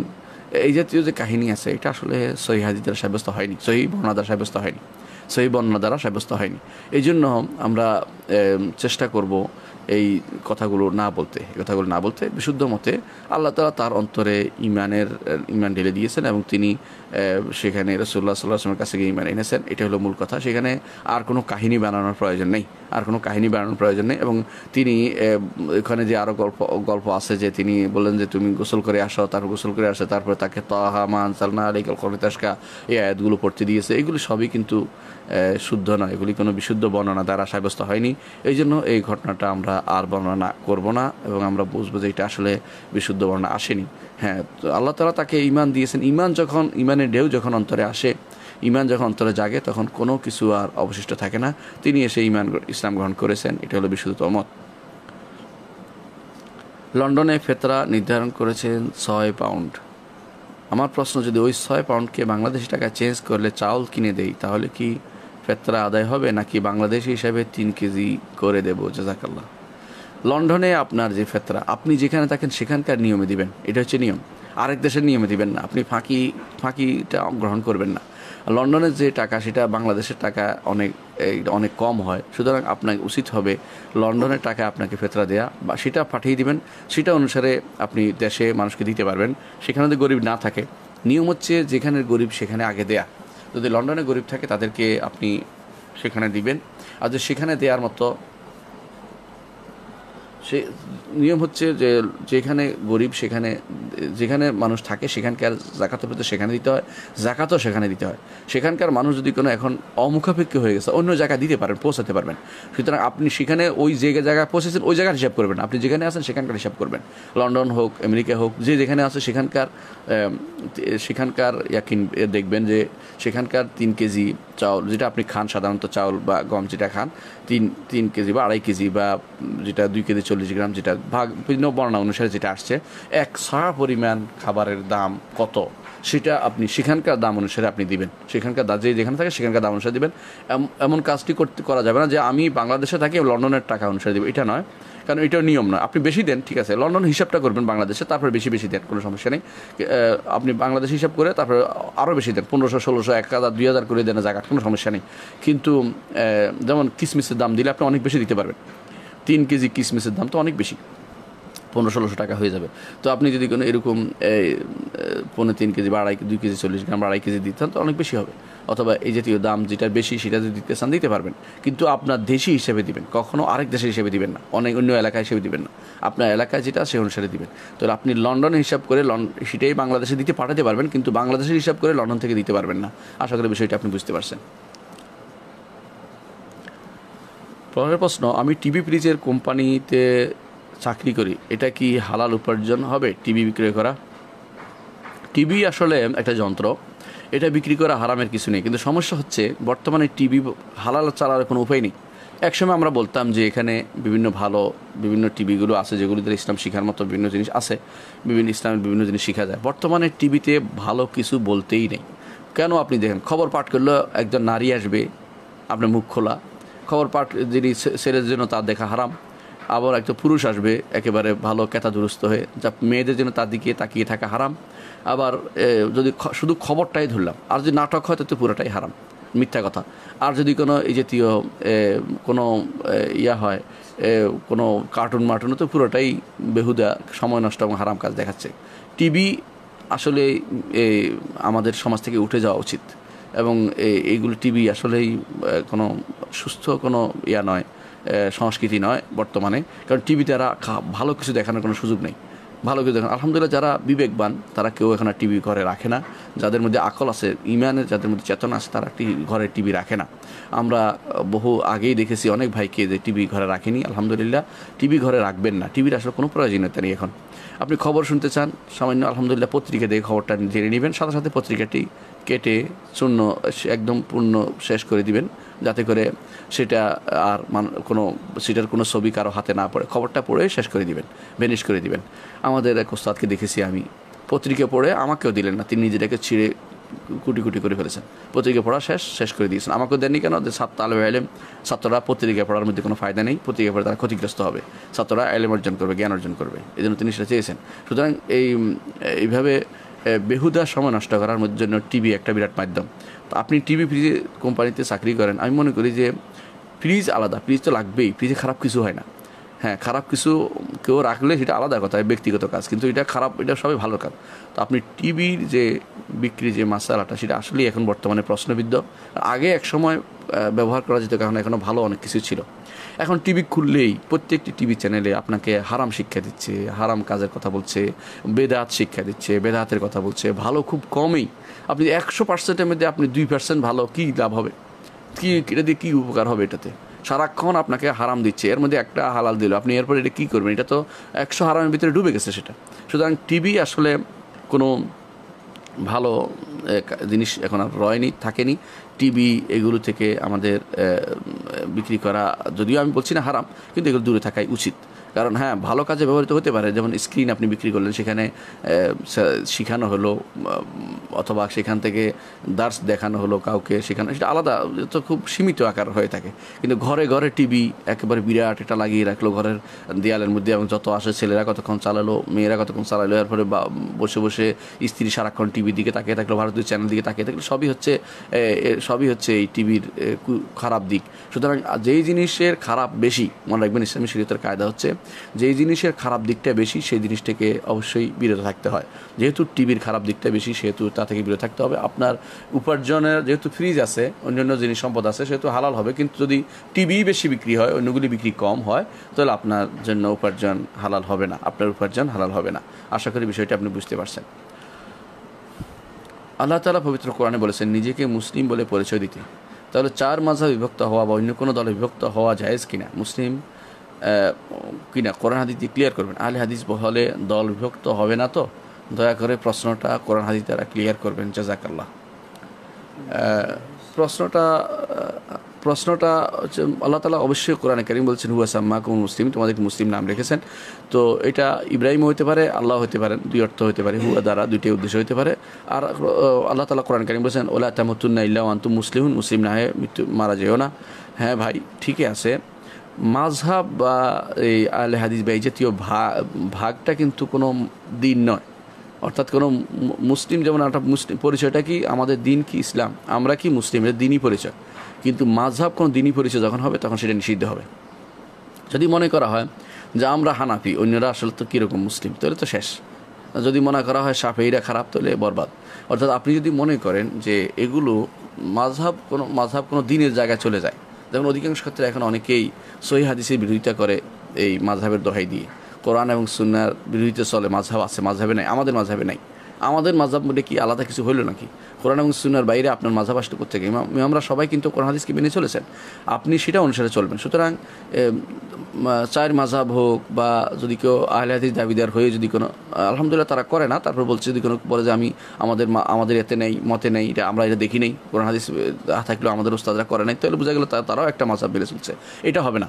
অর্থাৎ যখনই কোরআন হাদিস আসবে, তখনই আপনাকে কোরআন হাদিস মেনে চলতে হবে। এটা হলো মুসলিমের পরিচয়, এটা হলো মুসলিম। এর বাইরে আপনি যদি কোনো ইজতিহাদের পর্যায়ে না পৌঁছে থাকেন, বা আলেমদের কাছে জিজ্ঞাসা করতে না পারেন, কোনো মাযহাবের কিতাব থেকে আপনি দেখে আমল করতেছেন, অথবা কেউ জিজ্ঞাসা করছে আপনাকে কোনো মাযহাব থেকে, কিতাব থেকে আপনাকে কোনো বিধান দিয়ে দিয়েছে, আপনি সেটার উপর আমল করছেন, আপনি সেটার শরীয়ত বিরোধী পাননি, তাহলে কোনো নিষেধ নেই এটাতে শরীয়তে। এই জন্য মাযহাবগুলোতে যে সমস্ত বিধান আছে, এগুলো ফেলে দেওয়ার জিনিস না, সেগুলো আমাদের উম্মতে মুসলিমার জন্য সম্ভার। এগুলো হচ্ছে উম্মতে মুসলিমার সম্পদ। এগুলি থেকে জানতে হবে যে কোনটার কী মত, এবং তা থেকে আপনাকে সহিটা বিশুদ্ধটা গ্রহণ করে নিতে হবে। এটা হচ্ছে এটা হচ্ছে একজন সত্যিকার মুসলিমের কাজ। এগুলির দিকে নিজেরা ভাগ করে নিতে হবে না, উম্মতকে ভাগ করে ফেলতে হবে না যে আমি হানাফি মাযহাব, আলাদা ভাগ করে ফেললে এটা ঠিক এক সময় ঠিক ওই রকম হয়ে যাবে যেমনভাবে খ্রিস্টানরা তাদের দিনকে ভাগ ভাগ করে নিয়েছে। আল্লাহ তাআলা কোরআনে কারীমে বলেছেন, ইন্নাল্লাযীনা ফাররাকু দীনাহুম ওয়া কানু শিয়া'আন লাস্তা মিনহুম বিশাই। যারা তাদের দিনকে ভাগ করে নিয়েছে এবং ভাগ ভাগ হয়ে তারা ভিন্ন ভিন্ন দলে উপদলে বিভক্ত হয়েছে, আপনি তাদের মধ্যে নেই। রাসূল কি বলেছেন সেটা। এর অর্থ হচ্ছে খ্রিস্টানরা এইভাবে কেউ হয়েছে অর্থোডক্স, কেউ হয়েছে এইভাবে তারা বিভিন্ন ভাগে বিভক্ত হয়ে গেছে। আপনি জানেন যে কেউ অর্থোডক্স হয়েছে, কেউ বা ক্যাথলিক হয়েছে, কেউ বা প্রটেস্ট্যান্ট হয়েছে, এইভাবে ভাগ ভাগ হয়ে গেছে। উম্মতে মুসলিমাকে এইভাবে ভাগ করার কোনো সুযোগ নেই। উম্মতে মুসলিমার একটাই থাকবে, সেটা হচ্ছে মুসলিম তারা। কিন্তু সমস্যা হচ্ছে মুসলিম পরিচয় যারা দেয় তাদের মধ্যে কেউ কেউ ইতিমধ্যেই দিন থেকে বেরিয়ে গেছে। আপনি কি কাদিয়ানিরও নিজের মুসলিম পরিচয়, আপনি কি বলবেন যে কাদিয়ানি ভাগ হওয়া যাবে না? এর অর্থ হচ্ছে ভাগ হওয়া যাবে না। আপনি বুঝে গেছেন যে ওই সময় যখন আপনি দেখতে পাচ্ছেন তারা দিন থেকে বেরিয়ে গেছে অথবা দিন থেকে ভিন্ন দলে বিভক্ত হয়ে গেছে, তখন আপনার একটা পরিচয় থাকা দরকার। এই জন্য আপনার সবচেয়ে বড় পরিচয় হবে আহলুস সুন্নাহ ওয়াল জামাআহ। সলবে সালিহিন সবাই এই শব্দটি ব্যবহার করতেন, আহলুস সুন্নাতি ওয়াল জামাআহ, যারা সুন্নতকে অনুসরণ করে অর্থাৎ রাসূলুল্লাহ সাল্লাল্লাহু আলাইহি ওয়াসাল্লাম হাদিসকে অনুসরণ করে, ওয়াল জামাআহ এবং যারা সাহাবায়ে কেরামকে অনুসরণ করে চলে। এটা হচ্ছে বড় পরিচয়। এই পরিচয়ের ভিতরে আমাদের থাকতে হবে, এটাকে কোনো দোষের মনে করা যাবে না। এই পরিচয়ের মাধ্যমে প্রমাণিত হবে কে শিয়া, কে খারেজি, কে এই জাতীয় ভাগ ভাগ হয়ে গেছে এখন খারেজি, কে শিয়াকে বা এই জাতীয় ভিন্ন ভিন্ন দল উপদলে বিভক্ত হয়ে গেছে, কে আশারি, মাতুরিদি এরকম ভাগ ভাগ হয়ে গেছে। এরা আহলে সুন্নাত ওয়াল জামাতের বাইরের লোক, এটা মনে রাখতে হবে। এবং সহিহ সুন্নাহ এবং সাহাবায়ে কেরামের অনুসরণের মাধ্যমে আমরা সঠিক পথ পেতে পারি। এই জন্য সবসময় খুঁজবেন আপনার প্রত্যেকটি কথা, কাজ, বিশ্বাস এর মাধ্যমে আপনি দেখবেন সবসময় যে আমি কার প্রতিনিধিত্ব করছি, আমি কি কোরআন এবং সুন্নাহর প্রতিনিধিত্ব করছি, আমি কি সাহাবায়ে কেরামের পথে চলছি। যদি তা হয়ে থাকে আপনি সহিহ পথে আছেন এবং সত্যিকারের মুসলিম। আর যদি আপনি সেটা না করে থাকেন, আপনি সত্যিকারের মুসলিম হতে পারেননি এখনও, আপনার সময় এখনও সহিহ সুন্নাহ আসার আপনার দরকার আছে, আহলুস সুন্নাহ ওয়াল জামাত হওয়ার দরকার আছে। যদি না হন, গোড়ামি করেন, করতে পারবেন। শিয়ারাও গোড়ামি করে, খারেজিরাও গোড়ামি করে, আশারিরাও গোড়ামি করে, মাতুরিদিয়াও গোড়ামি করে। এরা গোড়ামি করে করে দিন দূরে সরে যাচ্ছে দিন থেকে, দিনের মূল সেন্স থেকে দূরে গিয়ে প্রত্যেকে কোরআন এবং হাদিস দিয়ে দলিল দিতে পারবে। কাদিয়ানিও কোরআন থেকে দলিল দেয়, আপনি আশ্চর্য হবেন। শিয়ারাও দেয়, দিতেই পারে, কোরআন থেকে দলিল দিতে পারে। কিন্তু হাদিস হচ্ছে যেহেতু ফয়সাল, হাদিস হচ্ছে সেখানে ফয়সালাকারী। হাদিস দিয়ে আপনি দেখবেন যে হাদিসে সব ব্যাখ্যা দেওয়া আছে, কোরআনের ব্যাখ্যা অতিরিক্ত ব্যাখ্যা দেওয়া আছে। এই জন্য হাদিস হচ্ছে যে কোনো কাজের সময় হাদিস হচ্ছে মূলত পার্থক্যকারী, যে আমার এটা সত্য কি মিথ্যা, গ্রহণ করা হবে কি হবে না, সেটার উপরে হাদিসের মাধ্যমে আপনাকে নিতে হবে। এই জন্য সালফে সালেহিন সবসময় বলতেন যে হাদিস নিয়ে আসো, সুন্নাহ, সহিহ সুন্নাহ নিয়ে আসো, সালফে সালেহিন আমল নিয়ে আসো। এই জন্য আপনাকে আহলুস সুন্নাহ ওয়াল জামাআহ এর ভিতরে থাকতে হবে। এই জন্য আহলুস সুন্নাহ ওয়াল জামাআহ হলে সেখানে আহলুস সুন্নাহ জামাআহ পরিচয় দেওয়া কোনো দোষের কিছু নয়, তেমনিভাবে আহলুল হাদিস ওয়াল আসার পরিচয় দেওয়া দোষের কিছু নয়, তেমনিভাবে ফিরকাতুন নাজিয়া এই হিসেবে নিজেকে তৈরি করা, অর্থাৎ ফিরকাতুন নাজিয়ার পক্ষে থাকা, দল হিসেবে বানানো নয়। দল পাকানো কোনোটাই জায়েজ নাই, মুসলিম ছাড়া আর কোনো মুসলিম ইসলামের ভিতরে আর কোনো দল নেই, দল পাকানো জায়েজ নেই। আপনি যদি মাযহাবী দল অথবা এই সাংগঠনিক দল অথবা এই জাতীয় যে দল পাকাচ্ছে কেউ কেউ, এটা কিন্তু ইসলামে জায়েজ নেই। প্রত্যেকে এটা হচ্ছে মানহাজি পরিচয় থাকবে যে আমি মুসলিম, তবে আমি আল্লাহ এবং তার রাসূলের নীতিতে চলি, আমি সাহাবায়ে কেরামের নীতিতে চলি, এভাবে বলতে পারবেন। হ্যাঁ, কারণ অনেকেই সাহাবায়ে কেরামের নীতিতে চলে না, যারা আল্লাহর নাম ও গুণকে অপব্যাখ্যা করে, যারা আল্লাহ তাআলার দেয়া আমি ইমানের বিষয়ে যারা মধ্যে ভিন্ন মত আছে, যারা কবিরা গুনাহগারীকে কাফের মনে করছে, কবিরা গুনাহগারীকে যারা আবার একেবারে ছাড় দিয়ে দিচ্ছে, এই জাতীয় মানুষগুলো, অথবা যারা সাহাবায়ে কেরামের ব্যাপারে ভিন্ন মত পোষণ করতেছে, কোরআনের ব্যাপারে ভিন্ন মত পোষণ করছে, হাদিসের ব্যাপারে ভিন্ন মত পোষণ করতেছে, এরা আসলে আপনি দেখতে পাচ্ছেন যে এদেরকে আপনি কোনোভাবেই আপনি শুধু মুসলিম বললে আপনি তাদেরকে ঠিক রাখতে পারবেন। আপনাকে অবশ্যই বলতে হবে যে মানহাজটা ঠিক হয়নি, এখনও মুসলিম দাবি করছে, এখনও সে তার জানা হয়নি, জ্ঞানের অভাব আছে, তাদেরকে সঠিক পথটা জানাতে হবে। তারা এখনও আহলুস সুন্নাত ওয়াল জামাতের ভিতরে ঢুকতে পারেনি। আহলুস সুন্নাত ওয়াল জামাত নাম দিয়ে যদি কোনো দল করে তাও গ্রহণযোগ্য হবে না। অর্থাৎ দলীয়ভাবে নয়, মানহাজগতভাবে আপনাকে অবশ্যই কোরআন সুন্নাহর অনুসারী হতে হবে, সালফে সালেহিন, সাহাবায়ে কেরাম, তাবেঈন, আইম্মা মুজতাহিদিন অনুসারী পথ অনুসারে চলতে হবে। আপনার উম্মত আপনি কার অনুসরণ করে চলেন সেটার উপর নির্ভর করবে আপনার মানহাজ শুদ্ধ কি অশুদ্ধ। অনেকেই বলে আমার এত ফলোয়ার আছে, এত ইয়া আছে, এইটা দিয়ে সাব্যস্ত হবে না যে শুদ্ধ কোনটা। আবার অনেক সময় দেখা যায় যে বলে অমুক ইমাম আছে, উনি ইমাম নন, হেদায়েতের ইমাম যারা তার বিখ্যাত, আলহামদুলিল্লাহ। আপনি জানেন আকীদা এবং সুন্নাহর ইমাম কারা, তাদের সম্পর্কে আপনি জানেন। যে এরা সাহাবা এবং তাবেইন আইমা মুস্তাহিদিনের পরে আরও এক যুগ ছিলেন, এরপরে যারা আসছে তারা বিভিন্ন উল্টাপাল্টা করেছে। রসুল্লাহ সাল্লাল্লাহু আলাইহি ওয়াসাল্লাম বলেছেন যে তারা মিথ্যা কথা বলবে। রসুল বলেছেন যে তাদের সাক্ষী না চাইলেও সাক্ষী দিবে, আর তাদেরকে তারা সাক্ষী দেওয়ার জন্য ব্যস্ত হয়ে পড়বে, তারা মিথ্যা কথা বলবে প্রচুর। তাই হয়েছে। এই জন্য আপনাকে অবশ্যই সালফে সালেহীন নীতি অনুসরণ করতে হবে। এটা কোনো দলীয় বা প্ল্যাটফর্ম হিসেবে নয়, বরং মানহাজগত বা নীতিগতভাবে আপনাকে সেই পদ্ধতি অবলম্বন করতে হবে। কিন্তু আমরা বলছি না যে কেউ যদি কোনো মাযহাবের কোনো মতে আমল করেন কোরআন সুন্নাহ অনুসারে মিলে গেলে তাহলে নিষেধ হবে, এটা আমরা বলছি না। তবে নিজেকে মাযহাবী পরিচয় দেওয়া থেকে দূরে থাকবেন, কারণ মাযহাব হচ্ছে আপনার চলার জন্য। সবসময় আপনি একটাই চলবেন এটা কিন্তু কোনোদিন বলে নাই আল্লাহ তার রাসূল বলে নাই যে আপনাকে সবসময় হানাফি হয়ে চলতে হবে, তাবি বা হাম্বলি হয়ে বা শাফিঈ বা মালিকি হয়ে চলতে হবে। এটা কোনো দলের ভিত্তিতে চলে না। এটা একটা এই কাজটি অবশ্যই একটি ভুল কাজ, যে আমাদের একটা নীতি পরিচয় সবসময় দিয়ে যেতে হবে। কেন আপনি ইমাম আবু হানিফা রাহমাতুল্লাহ যা সত্য বলেছেন, যা ভালো বলেছেন, এটা আমল করবেন, কোনো সমস্যা নেই। কিন্তু পরিচয়টা যেন আপনার হয় মুসলিম, পরিচয় যেন হানাফি পরিচয় যেন না হয়, সবখানে আপনি তার কথাই মেনে চলতে হবে। এটা আসলে সুন্নাহ বিরোধী কাজ, এটা করা যাবে না। এটা আসলে বিধান বিরোধী, এটা আল্লাহ তাআলার বিধান, আল্লাহ তাআলার নিয়ম বিরোধী কাজ, এটা করা যাবে না। এটা রাসূল বলেন নাই, সাহাবায়ে কেরাম বলেন নাই। কারণ অনুসরণকারী হতে একক অনুসারী হতে হবে আমাদেরকে একমাত্র মুহাম্মদুর রাসূলুল্লাহ সাল্লাল্লাহু আলাইহি ওয়াসাল্লামের, তাকেই অনুসরণ করা যাবে। কুল্লুন ইউখাযু মিন কাওলিহি ওয়া ইয়ারাদ্দু ইল্লা সাহিব হাদাল কবর, প্রত্যেকের কথা নেওয়া যাবে এবং ছাড়া যাবে একমাত্র এই কবরবাসী ব্যতীত।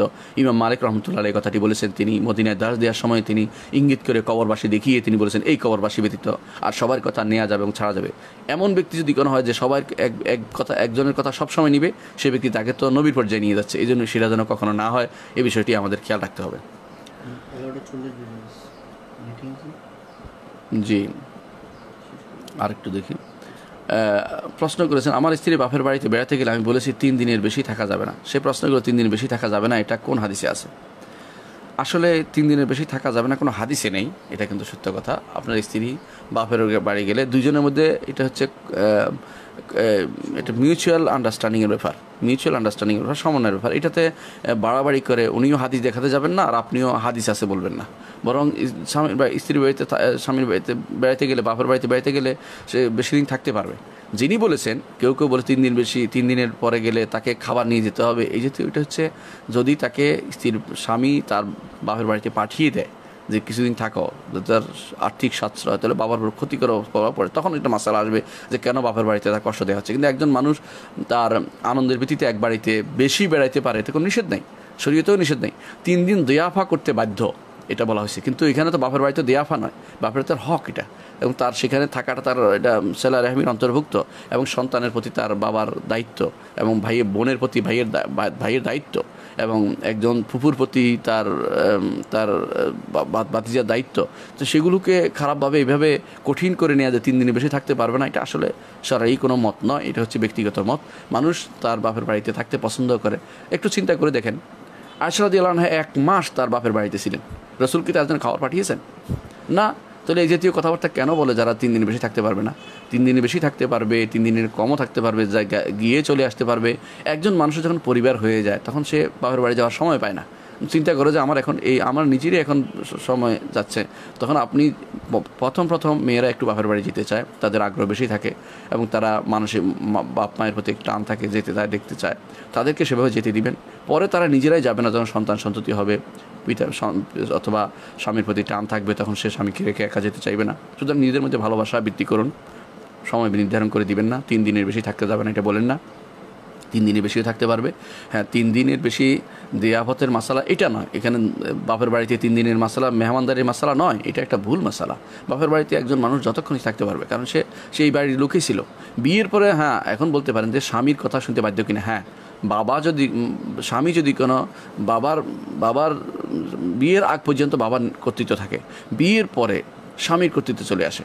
এই জন্য স্বামী যদি বলে 3 দিনের বেশি থাকতে পারবে না, বলো 1 দিনের বেশি থাকতে পারবে না, স্ত্রীর জন্য কর্তব্য হচ্ছে এই নীতি পালন করা, এই নির্দেশ পালন করা। কারণ রাসূলুল্লাহ সাল্লাল্লাহু আলাইহি ওয়াসাল্লাম তিনি বলেছেন যে যদি আমি কাউকে সিজদা করার অনুমতি দিতাম, তাহলে স্বামীকে সিজদা করার অনুমতি দিতাম। এর অর্থ হচ্ছে স্বামীর অনুমতি ব্যতীত স্ত্রীর ঘর থেকে বের হওয়া জায়েজ নাই কোনোভাবেই, তো এবং কোথাও যাওয়া জায়েজ নাই। এবং তিনি যদি বলেছেন 3 দিন, তাহলে আপনাকে 3 দিনই থাকতে হবে। তো 2 দিন 2 দিন, 1 দিন 1 দিন, একবার দেখে চলে আসবা, তো এরকম করতে হবে। অর্থাৎ আপনার দায়িত্ব কর্তব্য আপনার স্বামীর উপর আসছে, স্বামী যা বলে তাই আপনাকে শুনতে হবে, এটা বিধান, যতক্ষণ শরিয়া বিরোধী না হবে। এখানে শরিয়া বিরোধী কিছু নেই, আপনাকে যেতে দিয়েছে আলহামদুলিল্লাহ।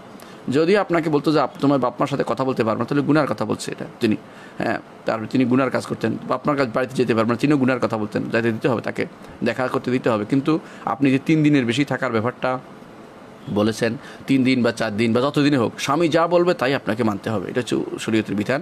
এখানে স্বামীর কথা শুনে আপনাকে চলতে হবে। রাসূলুল্লাহ সাল্লাল্লাহু আলাইহি ওয়াসাল্লাম বলেছেন, একজন নারী যখন আল্লাহর কথা শুনবে, স্বামীর কথা শুনবে, 5 ওয়াক্ত সালাত আদায় করবে এবং সওম পালন করবে, তাহলে তাকে বলা হবে যে কোন দরজা দিয়ে তুমি জান্নাতে প্রবেশ করবে। সুতরাং একজন নারীর জন্য স্বামীর কথা শোনা বাধ্যতামূলক, স্বামীর নির্দেশ তাকে মেনে চলতে হবে। 3 দিন বললে 3 দিন মানতে হবে, কিন্তু 3 দিনে বেশি থাকা যাবে না এমন কোনো হাদিসে আসে নাই। আপনি যেটা বলবেন সেটা করতে হবে, এটা হলো কথা। স্বামী স্ত্রীকে সেটা নির্ধারণ করে দিবে, স্ত্রী সেটা মেনে চলবে, এটা শরীয়তের বিধান।